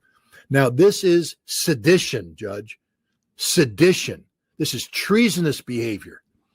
This is a violation of the Logan Act. Lindsey Graham has no authority whatsoever to negotiate on behalf of the United States on national security and foreign policy issues. He is limited in scope and scale to advice and consent to the President of the United States, but not to negotiate, on behalf of the United States in a manner which contradicts the policy direction taken by the President. Lindsey Graham is a traitor to the American people. Well, but Lindsey Richard Graham is Blumenthal the president's golfing buddy who gets to whisper into his ear all the time. Well, but now it comes down to this. And this is the tough question that has to be trumped.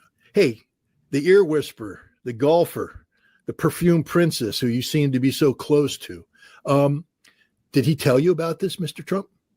Did your best friend whisper in your ear and say, we're going to hurt Putin? Is there So any are you question lying? in your mind but that Senators Graham and Blumenthal knew about this?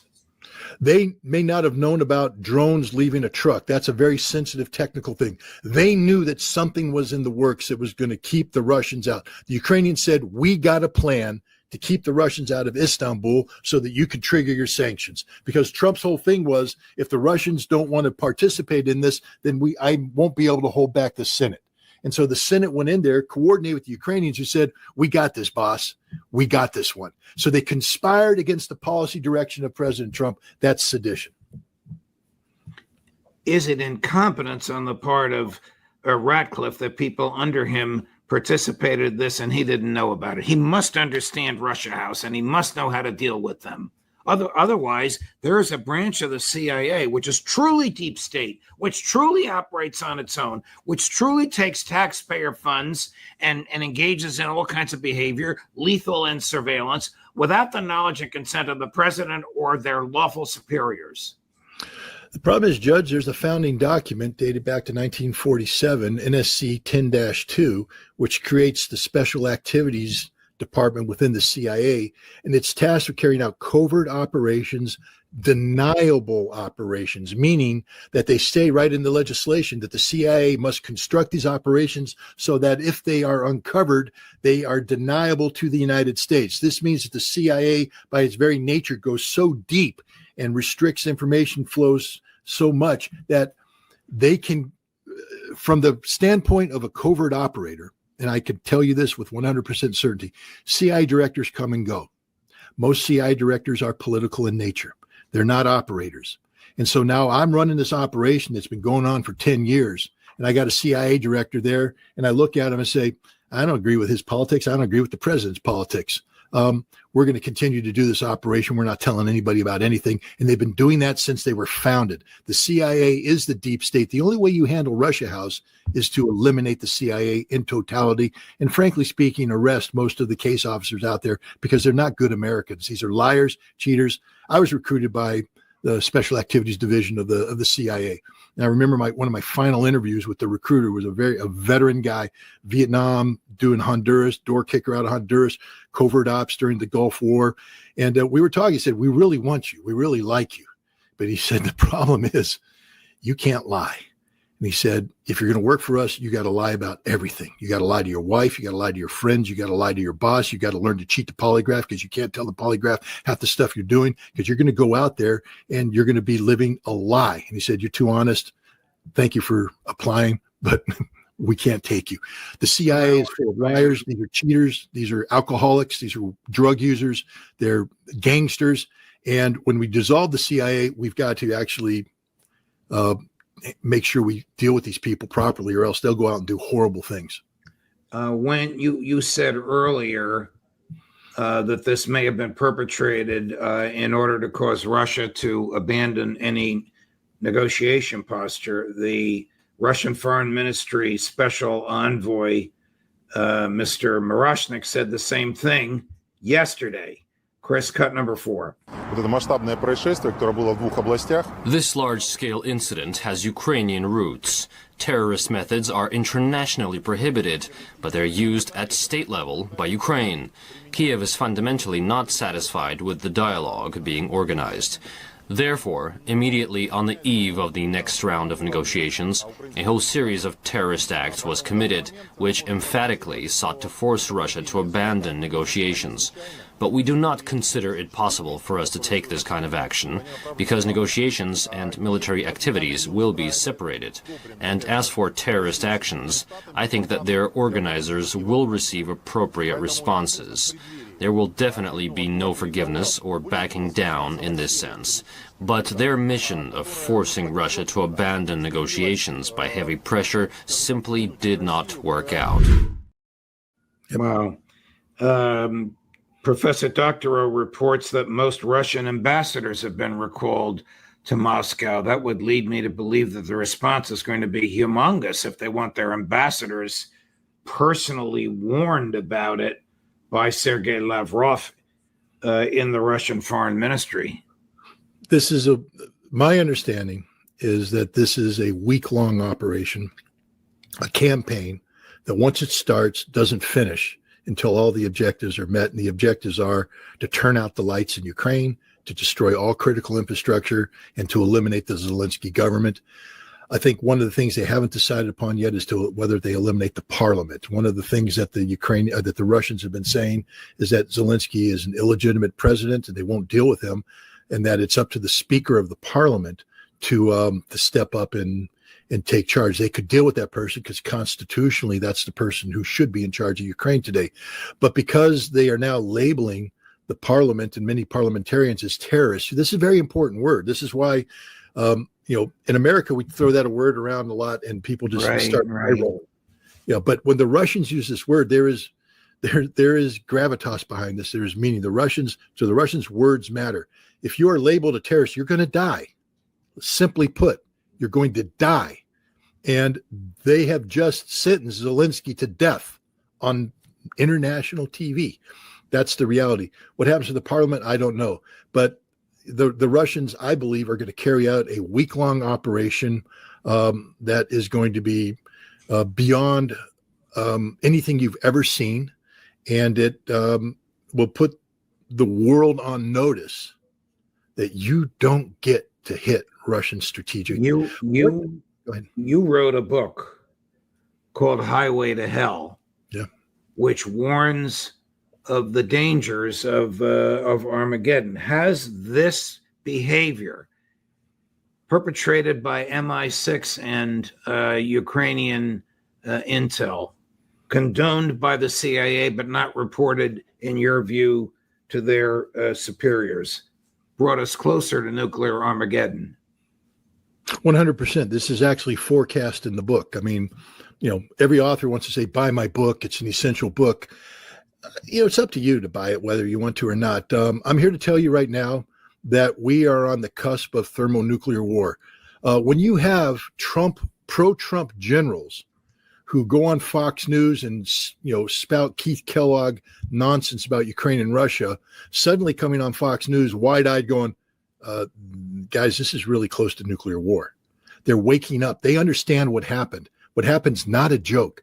How would we respond if the Mexican cartel sent trucks loaded with drones to Whitman Air Force Base and struck our B-2 bomber force up to Minot, North Dakota, struck our B-52s, and Barksdale hit our B-52s? Our the air element of the nuclear triad, our strategic nuclear force, and they hit them with the idea of taking them out. And then we find out that the Chinese and the North Koreans supported that.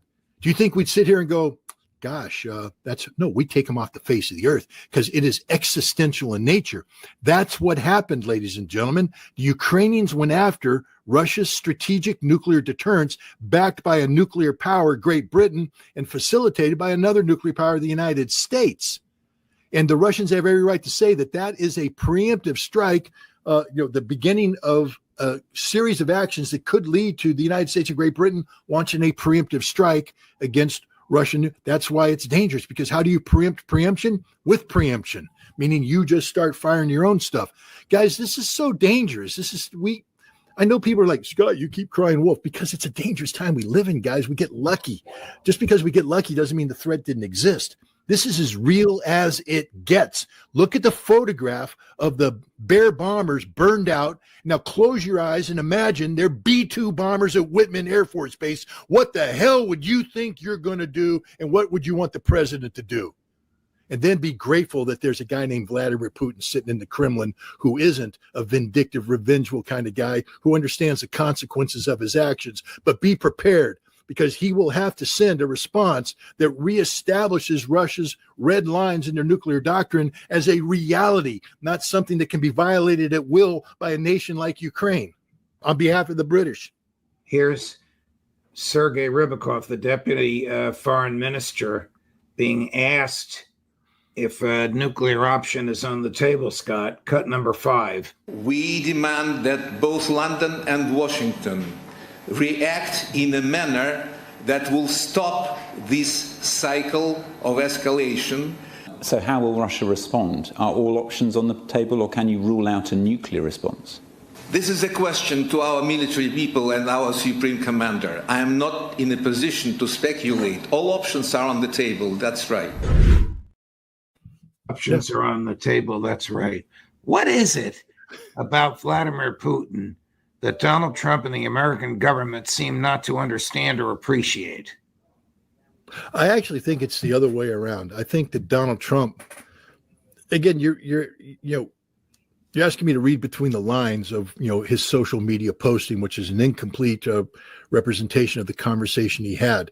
But when Trump says, I spoke with Putin, and he spoke of a very strong response. And then Trump didn't say what he normally says. If he does that, I'll threaten sanction. Trump was like, yep. And he just left that there. Right. That means he respects Putin. He understands Putin.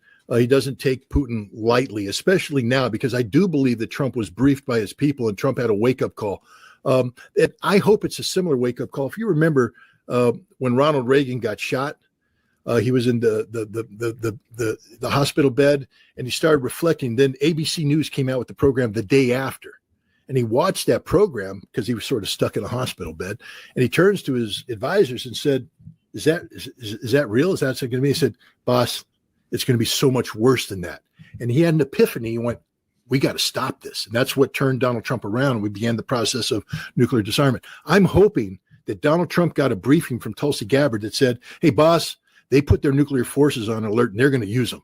We came very close." And Trump's like, "How did this happen? We didn't order this." "Boss, it's out of control. The Brits are out of control. The Ukrainians are out of control. We may have elements here out of control."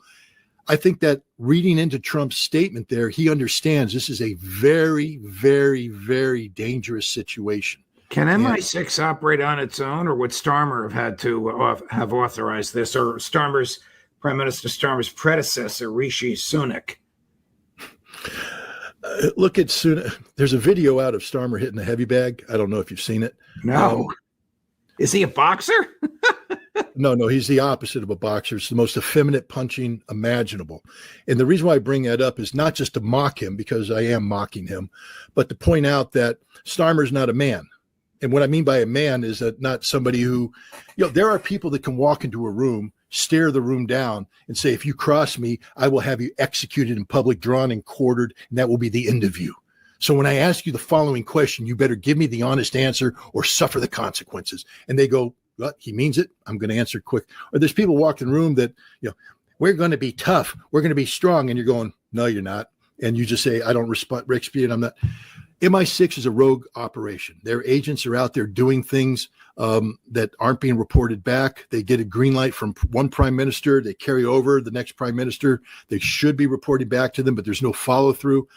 And so the MI6 is doing things right now that are being directed more out of the Ministry of Defense, side of the house, maybe some British deep state elements that advise prime ministers. But have you ever seen that show, Minister? It's a comedy about the British, Yes, Prime Minister, or Yes, Mr. Yes, Minister. Yes, Minister, and how they literally, the minister comes in and the state doesn't want to give him anything. They're just like, yeah, you go off and play golf and drink tea and we'll do the business of government because ministers come and go. And the British have a deep state, the civil service in there that run things, and they don't report up the chain of command. Unless you have a strong leader calls them in and tells them the truth. I will kill you. I will eviscerate you. I will terminate you if you lie to me. And I'm going to ask you some very tough questions. But Starmer's not that leader. And I think that you have this operation going on that's just a rogue operation by a rogue agency. But it's a British agency. What we need to do as Americans is put the British on notice that if they don't bring their mad dogs under control, then we will terminate our relationship with them, because what they did is put the American people's lives at risk. Again, I want to tell your audience, you almost died 2 weeks ago and earlier this week, because Russia had every right, when the British helped the Ukrainians launch a drone attack to assassinate Vladimir Putin. Had they succeeded, Russia would have used nuclear weapons.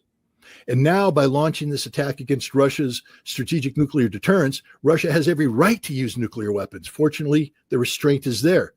But the British think the Russians are bluffing. The British think the Russians are bluffing. I will tell you, I can't speak for the Russian government, but I know for a fact that when a phone call was made in September of last year from a Russian ambassador to American officials saying that if Biden signs off on a document that allows American ATACMS missiles to strike deep inside Russia, the Russia response will not just be limited to Europe, Ukraine, but they will hit Washington, D.C. And that's why Biden backed down. The Russians aren't bluffing. There's no bluff in the Russians. And so British think they are bluffing, and we're the ones that get caught up in this. Our very lives depend now on mad dogs and Englishmen. I want to play a clip of an American mad dog, Steve Bannon, who agrees 100% with what you've been saying, particularly about the roles of Zelensky and Senator Graham. Chris, cut number 8. We can't have people over there telling the Ukrainians that we're going to back more. What we're trying to do is calm this down. What President Trump is trying to say is, like, look, we can't have Lindsey Graham, and particularly Zelensky, leading us into a third world war with a deep strike into Russia. And Putin came back today and said, hey, we're going to get to the bottom of this, and we're going to see who's accountable in Ukraine and beyond. And that was a message to the United States. What he's doing over there right now is stirring it up. He's giving Ukrainians false hope that we're there to support them on engaging Russia in a kinetic conflict, and we are not. Two things ought to happen. Either cancel his passport and don't let him back in the country, or put him in jail if he comes back. And people better wake up to the fact that we're getting sucked into this war. If the intelligence community actually did this, this is an act of war against Russia. Did the American people vote to go to war with the Russian people? That was my friend Chris Cuomo. We cut out the questions because we just wanted you to hear Bannon's answers on the News Nation network. But Steve makes some very good points. 100%. I don't normally agree with everything Steve Bannon says. Same here. And when Chris presented it to me, he said, Judge, before you say no, please take a look at what he says. It's dynamite. No, I mean, on this, he's 100% correct. 100% correct. And it just because, in the end, he said, did the American people vote to war against the Russian people? Judges, on June 18th, we're going to hold a citizens summit where we're going to have a dialogue between the Russian people and the American people in Kingston, New York. This is so important because the American people didn't vote to go to war against the Russian people. And maybe it's time the American people start engaging the Russian people on a personal basis, an individual basis, to realize that they don't represent a threat against us and we don't represent a threat against them. We have to do something to change the dynamic here in the United States so that Lindsey Graham and Richard Blumenthal don't feel empowered to run off and carry out acts of sedition against a president who seems to be clueless when it comes to what's going on around him. Scott Ritter, you're on fire, my dear friend. I mention again your book, Highway to Hell, for anybody that wants to OD on Scott Ritter. I read the book and I wrote a blurb on it, and I meant sincerely what I wrote. But Scott, thank you very much for your personal integrity and personal courage and just outright knowledge of all this and your presentation to us today. Over the top, my friend. Thank you so much. We'll look forward to seeing you next week. Thanks for having me. Everybody's writing, Ritter's on fire. Ritter's on fire. Yes, Ritter's on fire. Thank you, Scott. All the best. And coming up, talking about fire, at 2 o'clock this afternoon, if we can wake him up, Max Blumenthal, only kidding. At 3 o'clock, Professor John Mearsheimer. At 4 o'clock, Colonel Lawrence Wilkerson. At 4:30, I'm not sure where he is on the planet, Pepe Escobar. Judge Napolitano for Judging Freedom.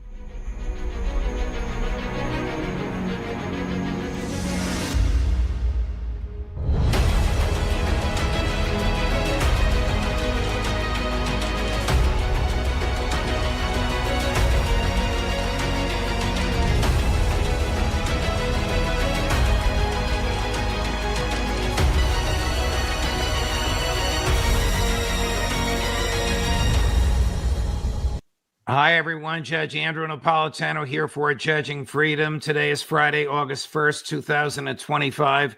Welcome to the special edition of Judging Freedom with my dear friend and colleague, Scott Ritter. Scott, thank you for the double duty this week. There's no better person on the planet for us to turn, literally, for us to turn to explain the dangers, the significance, and the idiocy behind what President Trump ordered today. What did he announce that he did today, and what did he order, and what is the significance of it? What did the president do today? Well, what the president did today is deploy two of the most lethal strategic nuclear assets in the American arsenal, or at least he claims to deploy it. I think we will touch upon this later. Ohio-class submarine launched ballistic missile capable submarines armed with Trident nuclear or solid fuel missiles, each one tipped with multiple thermonuclear warheads. He has said that he has ordered them deployed into the appropriate areas, in response to a Russian tweet from Dmitry Medvedev. This means areas where the submarine's missiles can target Russia. This is extraordinarily dangerous. The United States maintains a permanent force of Ohio-class submarines on station, 2 submarines at least in each of the oceans, 2 in the Atlantic, 2 in the Pacific. They're on station where their missiles could reach any of the potential nuclear threats to the United States of America. On occasion, we deploy additional Ohio-class submarines. For instance, just recently, an Ohio-class submarine was deployed into the Indian Ocean close to Iran, where its Trident missiles armed with W-76-2 low-yield nuclear weapons could be used against Iran if the president so ordered. But we have 4 nuclear-armed submarines. So when he said he's ordered 2 deployed, is he talking about 2 additional submarines to this?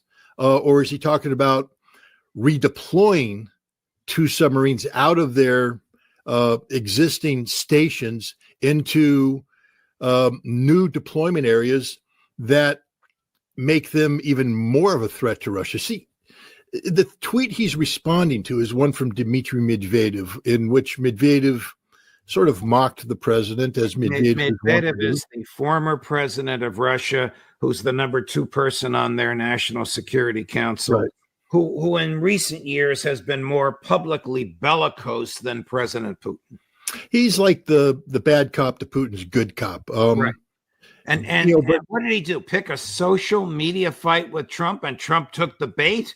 Mean tweets. This is literally mean tweets. This is about Donald Trump threatening to end the world as we know it because of a mean tweet. But what's even more outrageous is that Donald Trump doesn't understand what Medvedev tweeted.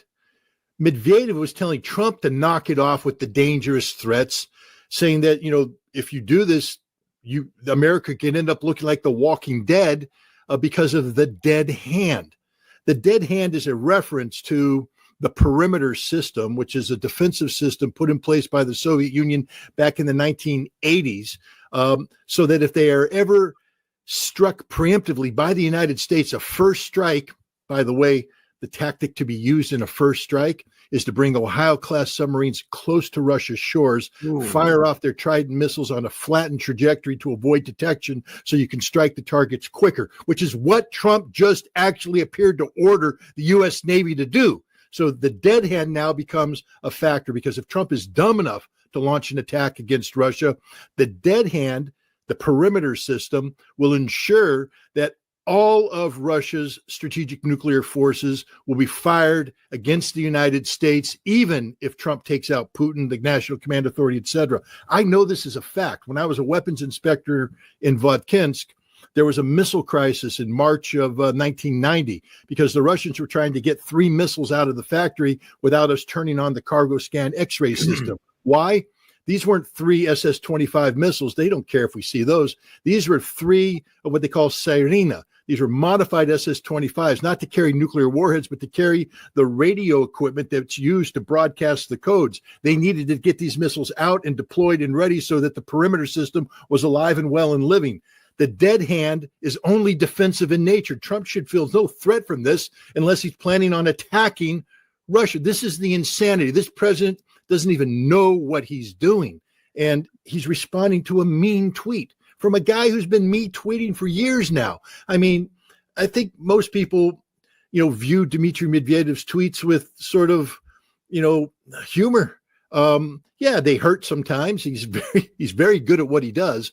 But he's not the president of Russia. He doesn't command Russia's military nuclear forces. He doesn't direct the Russian economy. He advises Vladimir Putin, but he is not Vladimir Putin. So to treat Medvedev as if his tweets actually will translate into action is, childish behavior, but in this case, dangerously childish, because he's literally putting 2 U.S. nuclear submarines on a combat patrol against Russia. Let's read exactly what Trump said. Chris has prepared a full screen. This is from his Truth Social.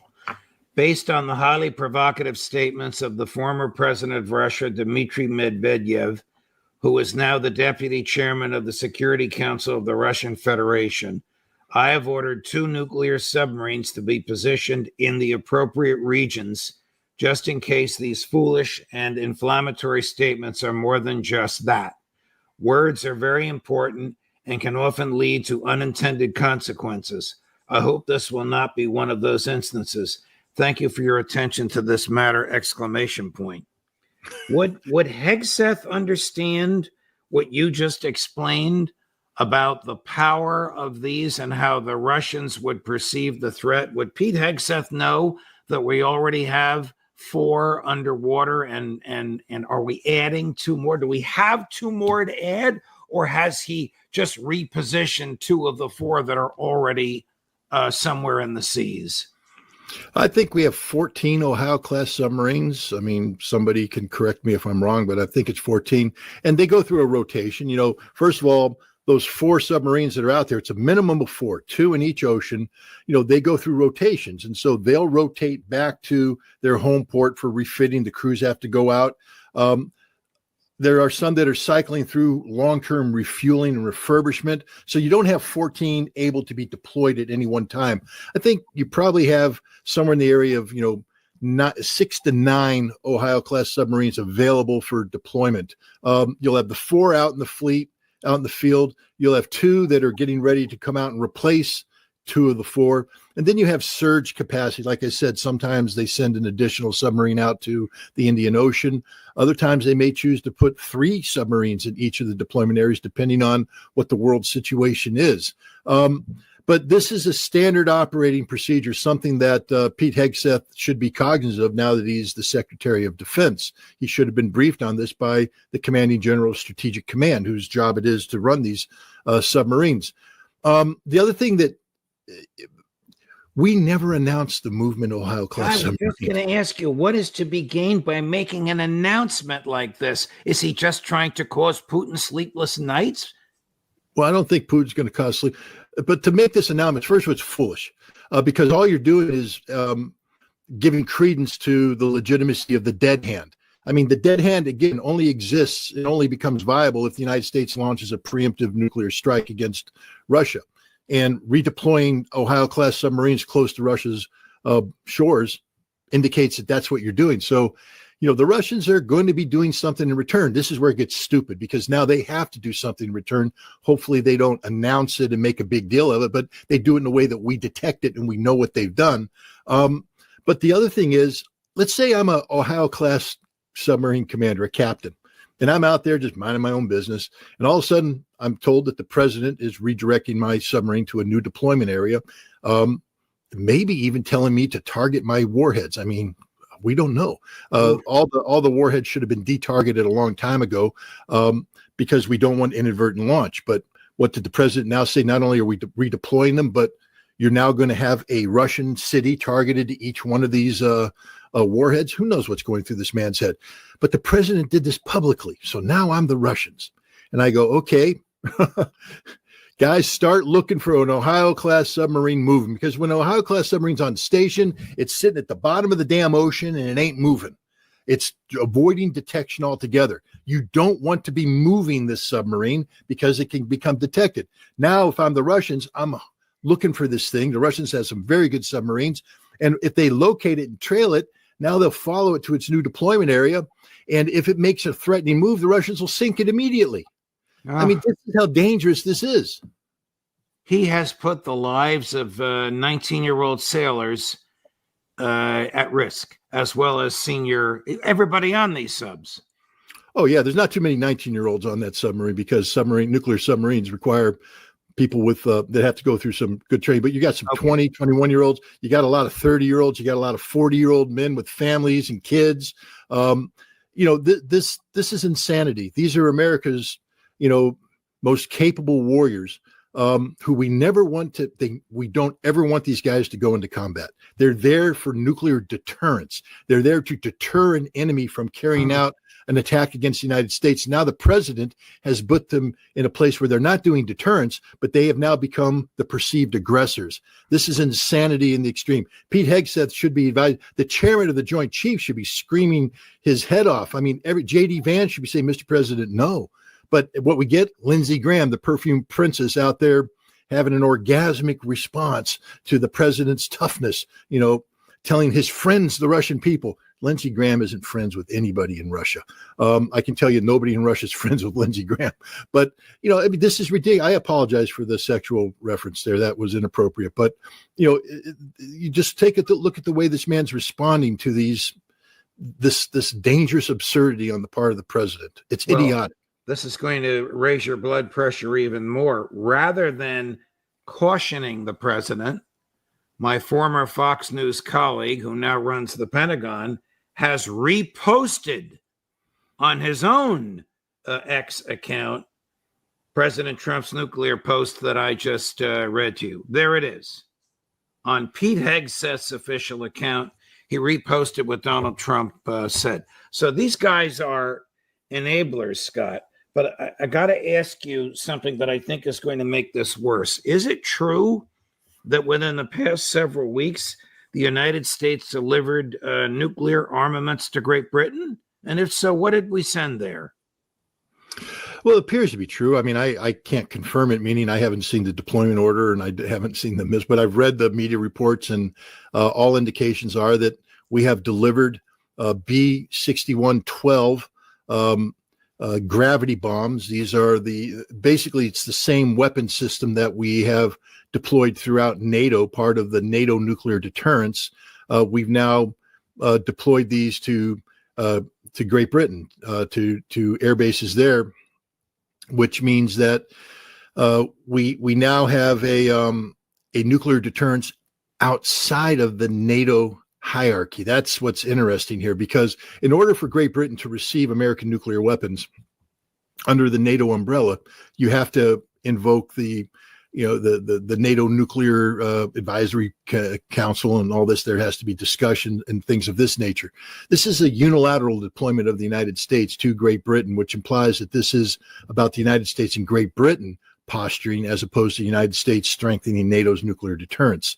This is at a time when Great Britain just did the Northwoods Declaration with France, where they've combined the nuclear doctrines of France and Great Britain as an independent outside of NATO nuclear capability. This is when Great Britain has extended its nuclear umbrella into Poland, and now the United States is attaching its nuclear force to the British.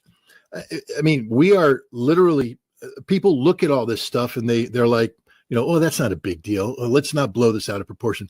If you go back and read Barbara Tuchman's fantastic book, The Guns of August, it's about the lead up to August 1914, the beginning of World War I, especially in the month of July, all the things that were happening, the people went, yeah, but it's just mobilization. Yeah, we're just doing this. No, there'll never be a war. Nobody wants a war. And then boom, World War I. Right now, moves are being made right now that if they're not stopped and reversed are going to lead to a general nuclear exchange between the United States and Russia. This is the direction we're heading. And I want to remind your audience that the CIA said last year there's a greater than 50% chance that there will be a nuclear war between the United States and Russia during the last months of the Biden administration. What the Biden administration was doing, as provocative as it was, pales in comparison to what this administration is doing. We're above 50% right now, Judge. We're heading into extraordinarily dangerous territory. What do you think is going on in the Kremlin as we speak as a result of all of this? Dismay.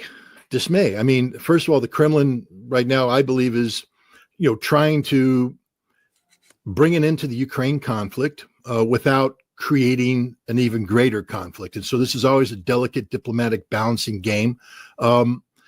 And then you have this president making threats. I mean, we still have the August 8th deadline coming up. The 10 days expires. What's going to happen on August 8th? Steve Witkoff flying to Moscow to meet with his Russian counterparts. Are threats going to be issued? And now, in that environment where we're supposed to be actually trying to calm each other down, the president deploys 2 nuclear submarines, in response to a mean tweet from Dmitry Medvedev.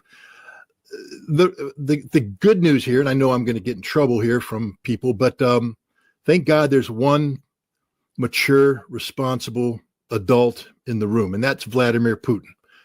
Is he perfect? No. Does he walk on water? No. But I'll tell you what, he doesn't do any of the garbage that Trump's doing. And I believe Putin will do that which is necessary to ensure Russia's security interests without being provocative. If you saw his discussion today about Ukraine, very level-headed, saying the door's open for peace. Don't blame us. It's Ukraine saying they don't want peace. It's the United States that's doing we're ready for it, but there are realistic conditions that have to be met. Trying to just calm things down, lower the temperature. And I think he's going to continue this way. This man is not suicidal. He didn't spend a quarter of a century getting Russia out of the ashes to where Russia is today, this nation where Russians are actually proud of who they are and what they've become. He didn't do all this just to throw it away in a blinding flash of nuclear insanity. And I think that was what was behind Dmitry Medvedev's mean tweet. What he was telling the president of the United States is, calm down. Take a chill pill, because the things you're talking about, the way you're talking, can only end with a nuclear apocalypse. And if you think for a moment that you can preemptively strike our leadership because we're not playing the game in Ukraine the way you want to play, we have the dead hand, and the dead hand will take you out. That's not provocative. That's just a statement of fact. And hey, Tulsi, if you're watching, talk to the guy. Brief him on the perimeter system, brief him on the dead hand. And if you need help, call me. I'll come in and back you up. But this guy needs to have some hard facts put on the table in front of him. I don't think he listens to anybody.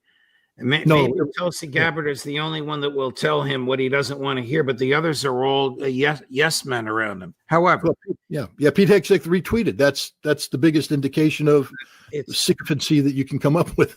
Correct.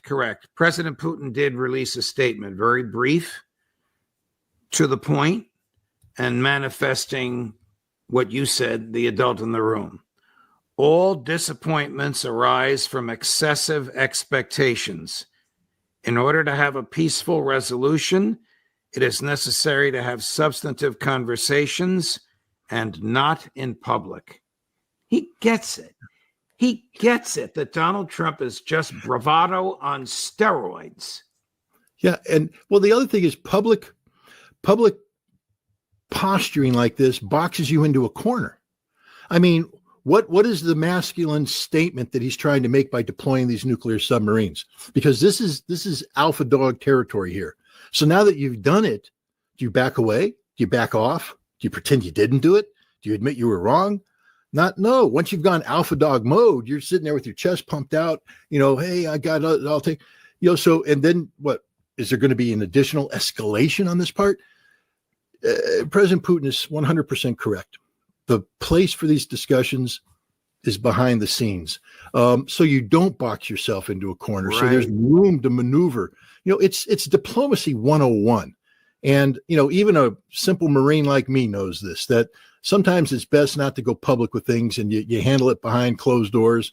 And then when you finally reach agreement, as difficult as that process might be, you come out and put on a common smiley face, shake hands, and everything's good. The world doesn't need to know what your disagreements are. They only need to know that you actually, worked through them and came to an eventual agreement that makes the world a safer place to be. I'll leave you, not leave you, but I'll say this. On July 29th, President Trump, in responding to a question from a task correspondent, talking about the New START Treaty, which is the last strategic nuclear arms agreement in play between the United States and Russia, said that's an agreement that cannot be allowed to expire. It expires on 4 February 2026. That's the most sane thing this man has said. So hopefully there's a modicum of sanity in that brain of his so that he understands the danger of nuclear weapons. He appears to understand that. The necessity of avoiding an arms race, he appears to understand that. And hopefully we can get through these turbulent times and get on to doing what needs to be done, like extending the New START Treaty. The Russian people are referring to Trump by a certain word. What is that word? Oh dear. It's a word I'm not supposed to use. It's not a foul word, but it's not a nice word. Durak. It means fool. It means idiot. It's not meant in a kind way. And if you call someone a durak, it is a debasing term. It means you're literally an idiot. You're stupid. You're dumber than belief. I used the word today in describing President Trump, and I used the Russian variant because I just happen to believe that the 150 plus million Russians who looked at this, that's probably the first word that came to their mind. Durak. What an idiot. What a fool.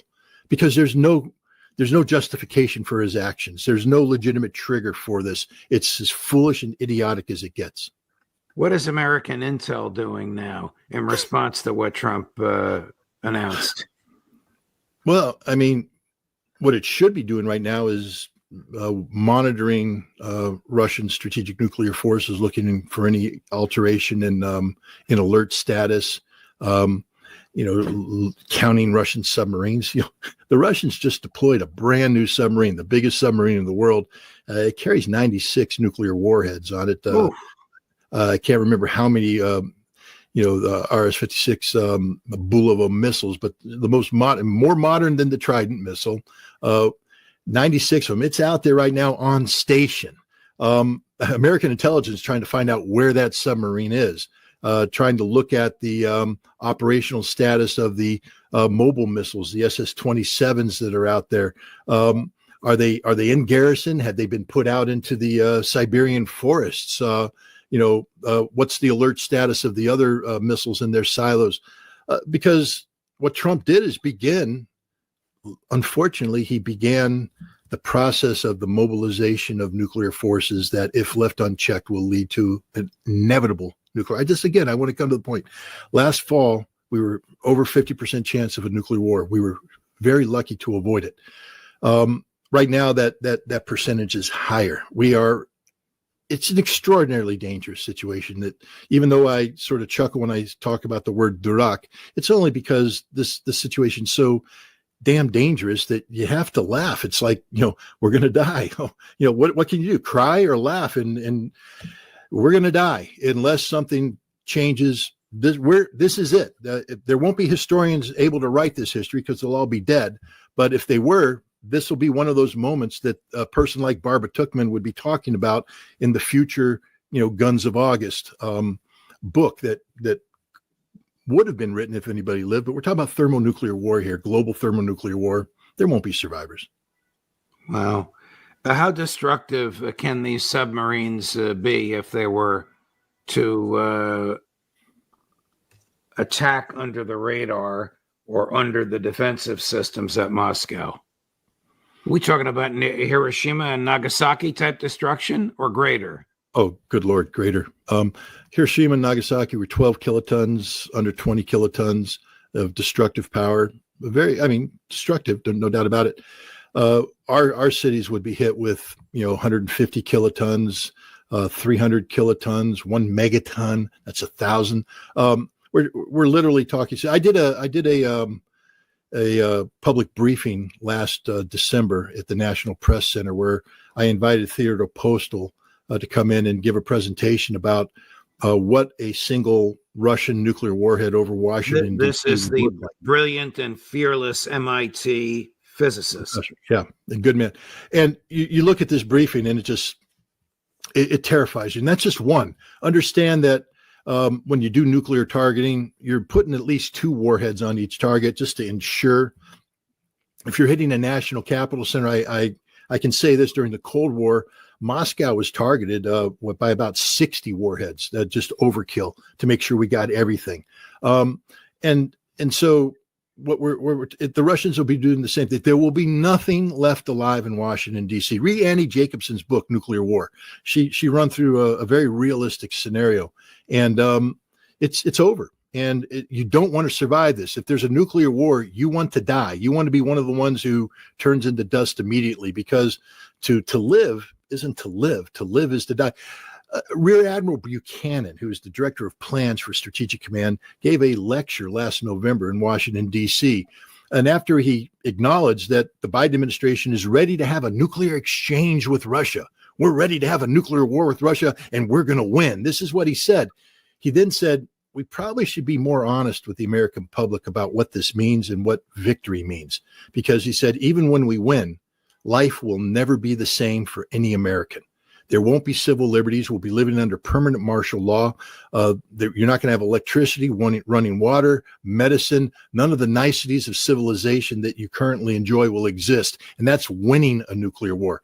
Ladies and gentlemen, you don't want to win a nuclear war. You just want to die, because to win means you're going to be suffering. And if you're a parent with kids, who the hell wants that for their children? This is why people have to become angry about this and mobilized about this.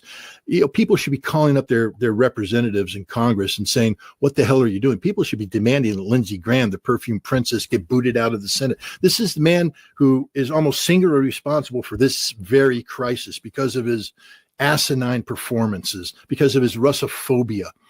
This is why I do what I do, to combat Russophobia, so that people, when they hear the lunacy out of people like Lindsey Graham, out of Donald Trump and others, they go, no, that's not real. That's not the Russia. We're not buying into this crap. But it's an uphill battle right now. But people need to understand, we're talking about, you're going to die. Your kids are going to die. And if they don't die, they're going to suffer like you've never seen people suffer before. No parent wants to see that or experience that. So let's nip this thing in the bud. Let's let Donald Trump, let's let Pete Hegseth, let's let Lindsey Graham and everybody else know that this is not okay. This is not good. You don't deploy 2 Ohio-class nuclear submarines because of a mean tweet. Get real. Become an adult. Become the leader that everybody expected you to be. A mean tweet sent 2 of the most powerful assets of the United States into an operational status. This is insanity, literal insanity. Scotty, I know you have to go, so I will let you go. Thank you very much for all this. You warned about all this in your book, Highway to Hell. I just want the book. I mean, that's why I write a book, Judge. You did. I read the book. I was privileged to write a blurb for it. It's all in there. It predicted what's happening right now. Scotty, I know you got to go. Thank you very much. Have a great weekend. We'll see you Monday or early next week. Okay, Judge. Thanks a lot. Thank you. Wow. And of course, everybody should have a nice weekend. God only knows what will happen. Monday, all of your regulars will be with us. Alistair Crook at 8 in the morning, Ray McGovern at 10, Larry Johnson at 11:30, and probably Scott Ritter to bring us up to date on God only knows what will happen over the weekend. Thank you for watching this special edition of Judging Freedom. Judge Napolitano for Judging Freedom.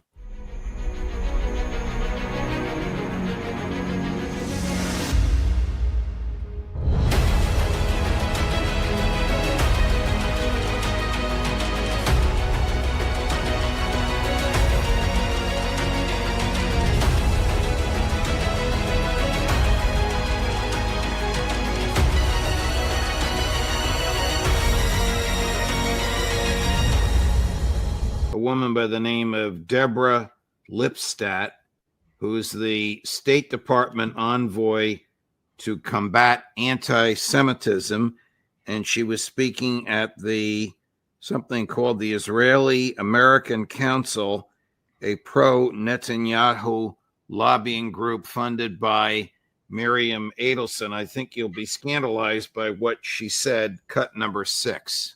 After October 7th, there was a feeling around the world that Israel is weaker, and in the you want a beeper? I can give you a few. That's the attitude of the State Department to mock mass slaughter and a war crime. She should be fired. Right. That's instant termination. Literal instant termination. I can guarantee you that the State Department didn't give her permission to make that statement. I can guarantee it because the State Department knows that what happened in Israel is an act. What Israel did was an act of terrorism. That should be. So the State Department is sought to avoid this. You've seen smirking Mr. Miller and his lackeys up there. They just won't even address the issue. They pretend it didn't happen. We're going to investigate it. We're going to do this, but they're never going to commit to it because they can't commit to it. She just committed the unpardonable sin of legitimizing what the Israelis did with a stupid comment. That's instant termination, but she can't be terminated because the Israeli lobby will never let her be terminated. But that is disqualifying as a diplomat. It's disqualifying in terms of just being a moral human being. She should be liquidated from civil society, meaning that wherever she goes, she should never again be given an opportunity to speak or represent anything. She has disqualified herself as a human being. I'm not talking about doing violence to her. I would never do that, but she should never be allowed to represent the United States of America ever again. These weapons are available and on full alert status. What does that mean, Scott, on full alert status? It means they're ready to fire right now. And they're not nuclear. That's the point I'm trying to make here. The weapons that Russia would use against Ukraine in a situation where they have made the decision to take the government of Ukraine out, to take Kiev, the government sector out, are non-nuclear in nature. They're strategic weapons. It's called the avant-garde. It's a hypersonic warhead that's loaded on to strategic missiles, old SS-19s, the Sarmat, the new heavy missile, the Yars mobile missile. They all have regiments that are equipped with conventionally armed avant-gardes. These will hit at 26 impact on the ground at 26 times the speed of sound. That's the equivalent of 26-ton bomb. All right, we've seen what happens when a 1.5-ton or a 3-ton bomb goes off. This will be a 26-ton bomb coming in hypersonic speed. It will take out entire blocks. And all Russia has to do is sprinkle Kiev with a half dozen of them, and the city ceases to exist. Remind you, they can also do that to Brussels, to NATO headquarters. They can do that to the British. They can do that to anybody. These aren't nuclear weapons.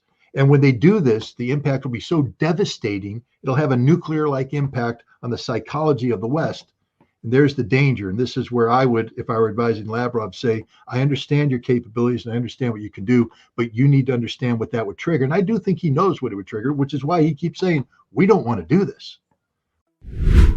J.D. Vance, he was a Marine, but he was a corporal and he was a combat correspondent who didn't see that much combat. He doesn't know that which he talks about. This is literally the voice of one of the more ignorant people in America about military operations. And he's speaking about Iran, a country he doesn't understand. He thinks he's saying things that play well. He should probably have checked with Donald Trump first, because, Donald Trump ordered the assassination of Qasem Soleimani as an act of retribution for the American perception that Soleimani was responsible for the deaths of hundreds of Americans during the American occupation of Iraq and the Iranian support to the resistance. But J.D. Vance should also ask Donald Trump what it felt like to be in the White House as the Iranians signaled that they're going to fire 10 to 12 ballistic missiles against the Al-Assad air base in Iraq. These missiles hit the targets they were looking for with pinpoint precision, and there wasn't anything the United States could do to stop it. And it intimidated Donald Trump to the point where we carried out no further actions. That's the reality of Iran, and that's what J.D. Vance is going to have to be briefed on. He really needs to keep his mouth shut about issues pertaining to national security that, frankly speaking, he won't play a part in. He's going to be the vice president of Donald Trump, a man who consolidates all political power into his person and will not consult with the vice president or, frankly, anybody else when it comes to issues of this nature.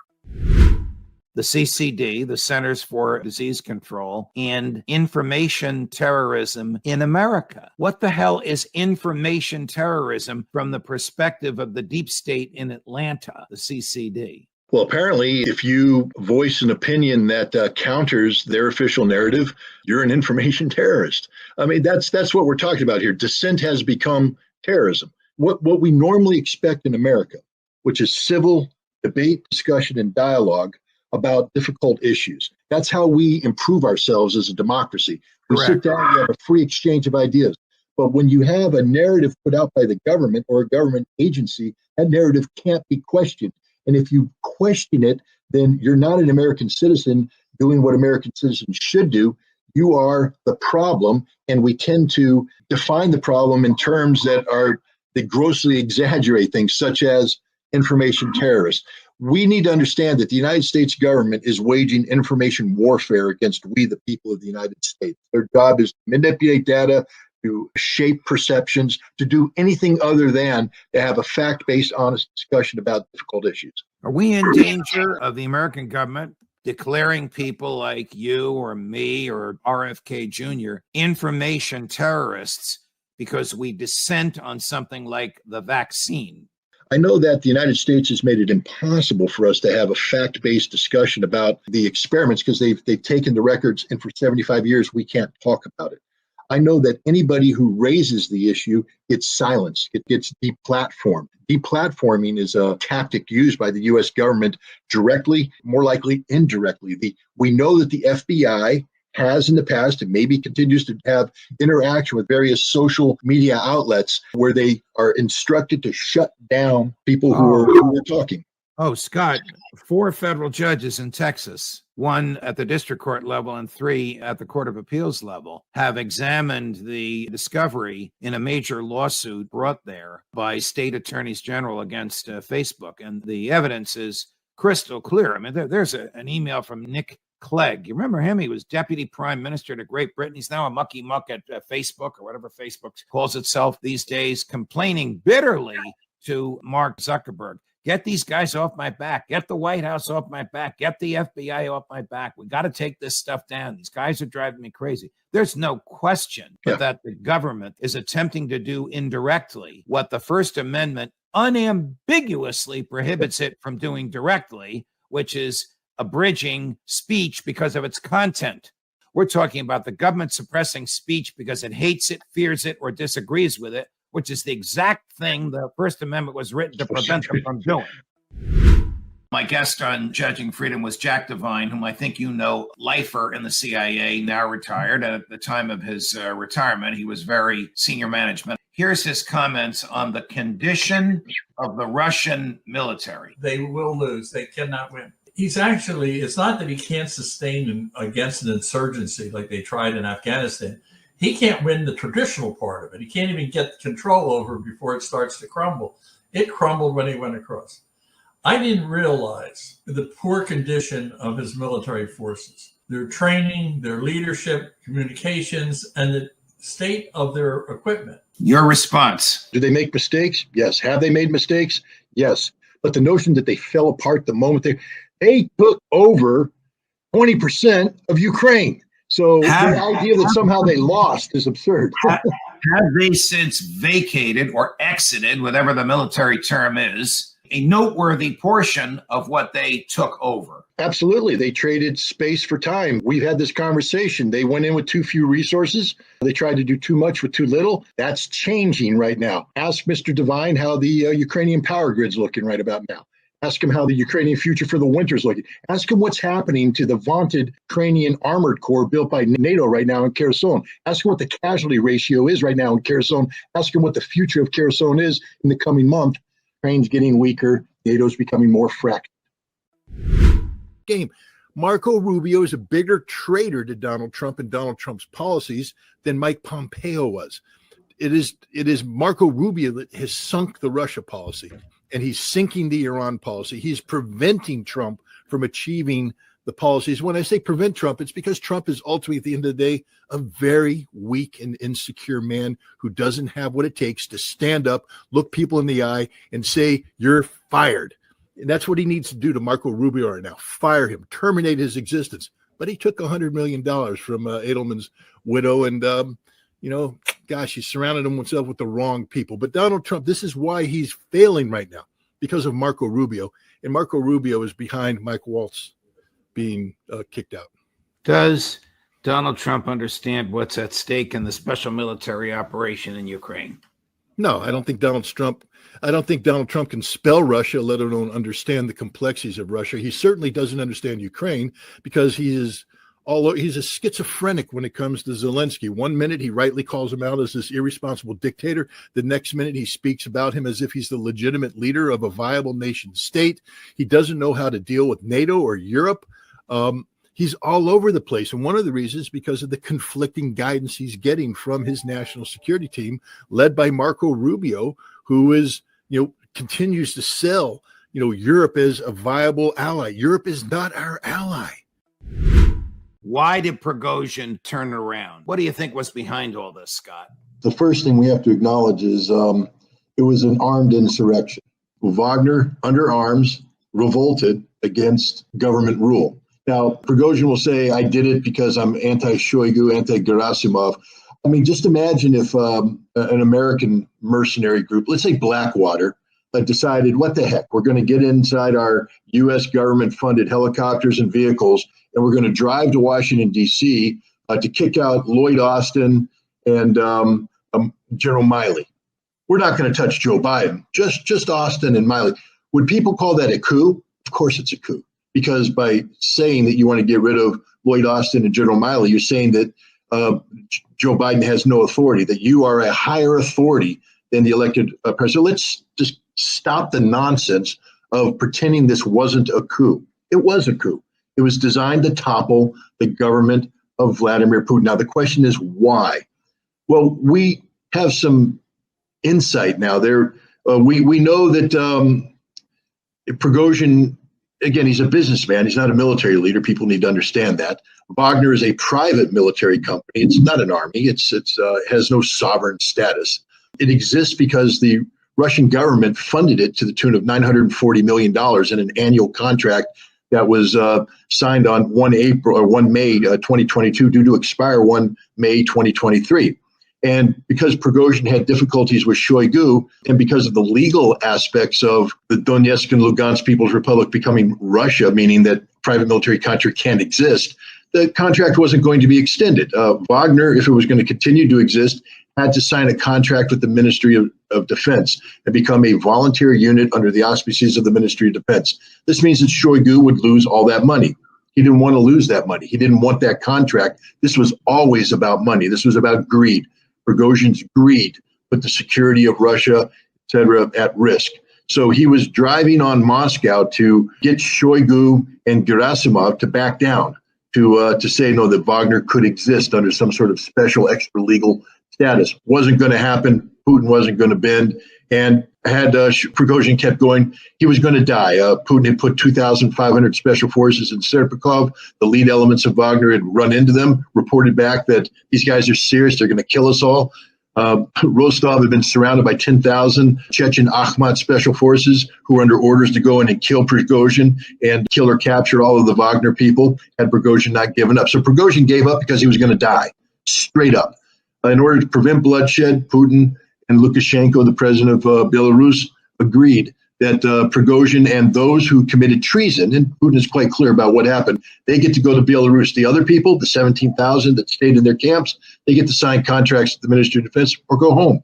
Was there Western intelligence support? We know that Prigozhin was in contact with Ukrainian intelligence, which means that he was indirectly, at least, in contact with Western intelligence, because Ukrainian intelligence doesn't operate without Western intelligence. Was he operating on behalf of the U.S. intelligence and British intelligence services? That we don't know yet. But what we do know is that the U.S. and British intelligence services knew that Prigozhin was going to make a move on Moscow, was briefed to the Gang of Eight, the top 8 congressional leaders, by the CIA days before Prigozhin made a move. The British Prime Minister was briefed as well. And we now know that the U.S. government expected this to be bloody, meaning that they were hoping that this would become a civil war that could topple or at least damage Putin. Whether they were behind it or just tacitly supporting it, again, we don't know, but they did nothing to stop it, which is problematic because Russia is a nation with tactical nuclear weapons, with strategic nuclear weapons. And is it really sound policy to have a rogue mercenary element going in to threaten the Russian government when they're at a war for their existential survival? This was a very dangerous move on the West. What should have happened is a phone call should have been made to Putin warning him of this so that this could have been nipped in the bud. But we didn't do that because we wanted this to happen. We hoped it became violent. And as we now know, Tony Blinken has admitted it, we hoped this because we thought it would give opportunities for the Ukrainian forces in the field. But it's all failed. It's all collapsed. This was about greed, nothing more. And Vladimir Putin has emerged stronger. I won't say that this is ideal. You know, it's sort of a banana republic move to have a mercenary force make a move on Moscow. Just like January 6th was embarrassing for the United States, this was an embarrassment for Vladimir Putin. He's not weaker because of it, but this was not a good look for Russia. Will be months before the tanks get there, in part because many of them have to be built, in part because the ones that are already built have to have certain high-tech equipment removed from them so that they fall into Russian hands. Russia doesn't have this, and in part because the repair crews, which are just as large as the crews that operate it, all need to be trained. Are you hearing something different about when these tanks will arrive? No, that it's going to be months. Russia is going to make gains. I have no doubt that this spring is going to be very difficult for Ukraine. Russia is going to regain territory. It's going to regain territory in Donbass. It's trying to regain all of Donetsk.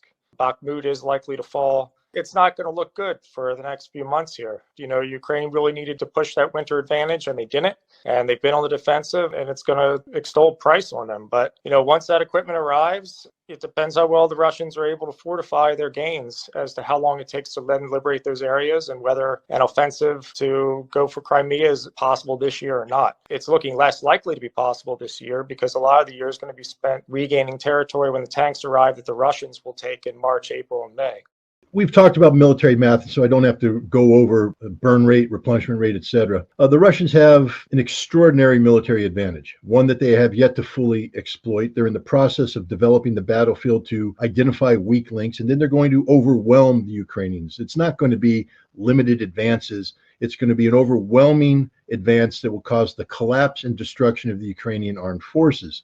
Mr. Van Dyke is somehow of the opinion that Ukraine will be able to compete for this territory effectively and have a controlled withdrawal that will bleed the Russians and eventually cause the Russians to lose momentum, freezing the battlefield until which time the Ukrainians are reinforced. It's a fantasy world. This isn't going to be a slow, controlled withdrawal by the Ukrainians. This is going to be the total collapse of the Ukrainian front line and the annihilation. And I have one word of advice to Mr. Van Dyke, and I hope you're watching. Get the hell out of Ukraine because you're dead man walking. Okay? You will not survive this offensive if you're anywhere near the front lines. So leave now. I say this as somebody who has compassion for you, has respect for what you think you're trying to do there, but it's not worth your life and it's not worth the lives of any Americans who are over there helping you. Leave now. Well, I mean, things have changed a little bit too, because now he's stepping into an environment where he actually has far more influence. Biden has stepped aside. Now he will meet with Biden, but Biden isn't in the future of Israel. The future of Israel is going to be defined by, the Democratic candidate who's no longer named Biden. We don't know the exact name yet. And the Republican candidate whose name is Donald Trump, unless he's successfully taken out by people who don't want him to be the candidate. Then it'll be J.D. Vance. But the point is, the focus is on the Congress of the United States, where, look, he has bought the Congress. I mean, he's playing to a paid audience. He's paid these people to sit in their seats and cheer him. And he's paid them so well that the head of the U.S. Congress, the Speaker of the House, Mr. Johnson, has threatened to arrest people and charge them should they somehow disrupt the scripted scene that's going to take place, where there will be more standing ovations than previously. That the idea is to show not just to Netanyahu, because again, he wrote the script. This is something he said has to happen. This is played out for the Israeli people. This is Netanyahu coming. He's been beaten in Gaza. He's being beaten by Hezbollah. The Houthi have humiliated him. And now he's coming here to have the American flag wrapped around him, to be anointed by the American Congress, so he can go back to Israel and say, America is fully behind me. I have the backing of the United States during these difficult times. This is an act of political desperation on the part of Benjamin Netanyahu, because his military is almost in open rebellion, telling him we are fundamentally broken. We're running out of tanks because we don't have any spare parts. We've run out of ammunition. Our troops are exhausted, and we can't go to war against Hezbollah because they'll beat us. That's the reality. And Netanyahu can't take that to the Israeli people. And so instead, he's going to come here, an act of grand political theater. And that's what this is all about.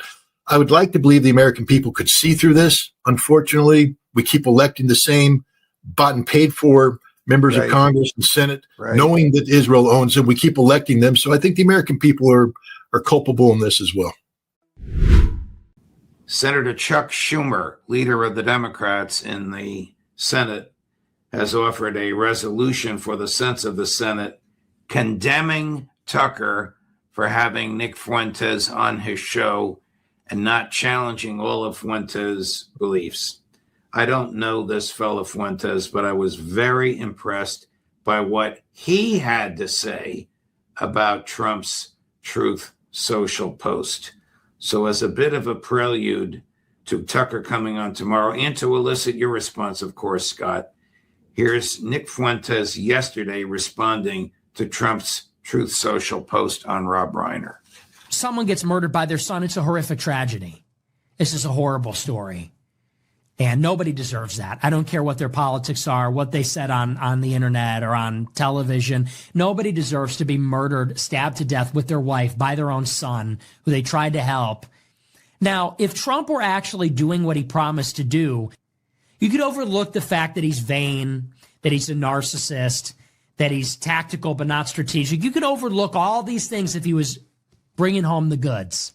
That we haven't ended one of the wars. We haven't remade the federal bureaucracy. And then he's a dick on top of it. Then it's all about his vanity and his own self-aggrandizement on top of it. What is the redeeming quality now?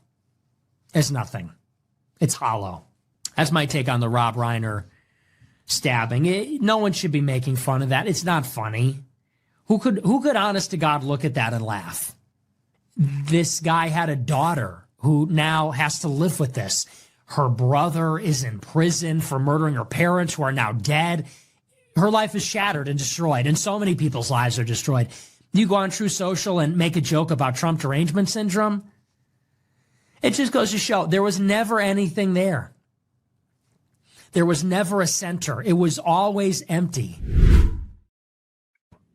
What do you think? Look, I only know Nick Fuentes peripherally. I don't follow. I didn't follow Charlie Kirk, and I don't follow Nick Fuentes. I try to avoid the domestic political side of social media. My forte is foreign policy and military affairs and international relations and arms control. But what he says resonates. I mean, look, President Trump has many strengths. He wouldn't be president of the United States if this wasn't manifestly so. But he has many weaknesses as well. And these weaknesses are magnified by many of his supporters who refuse to hold him to account. I mean, one of the things that make people self-regulate is the notion that if you are excessive in your behavior, your social circle will hold you to account and you'll be shamed. This man knows no shame. And where he should be shamed, where people should say, no, Mr. President, you shouldn't be doing that. Nobody says that. This is a president that has his entire cabinet surround him and lay hands on him as if he is a conduit to the Lord Almighty through prayer session. This is a man who is the center of a cult of personality of his own manufacture. And I think at some point in time, I think he's starting to believe that he is that which he seeks to manifest artificially. So thank you, Nick Fuentes, for saying what you said. And hopefully it resonates. And look, Tucker Carlson and I have had our differences in the past, but I respect Tucker's integrity. And I especially on issues such as this, he's a very moral person. And I really look forward to what he has to say about this issue and about Donald Trump in general.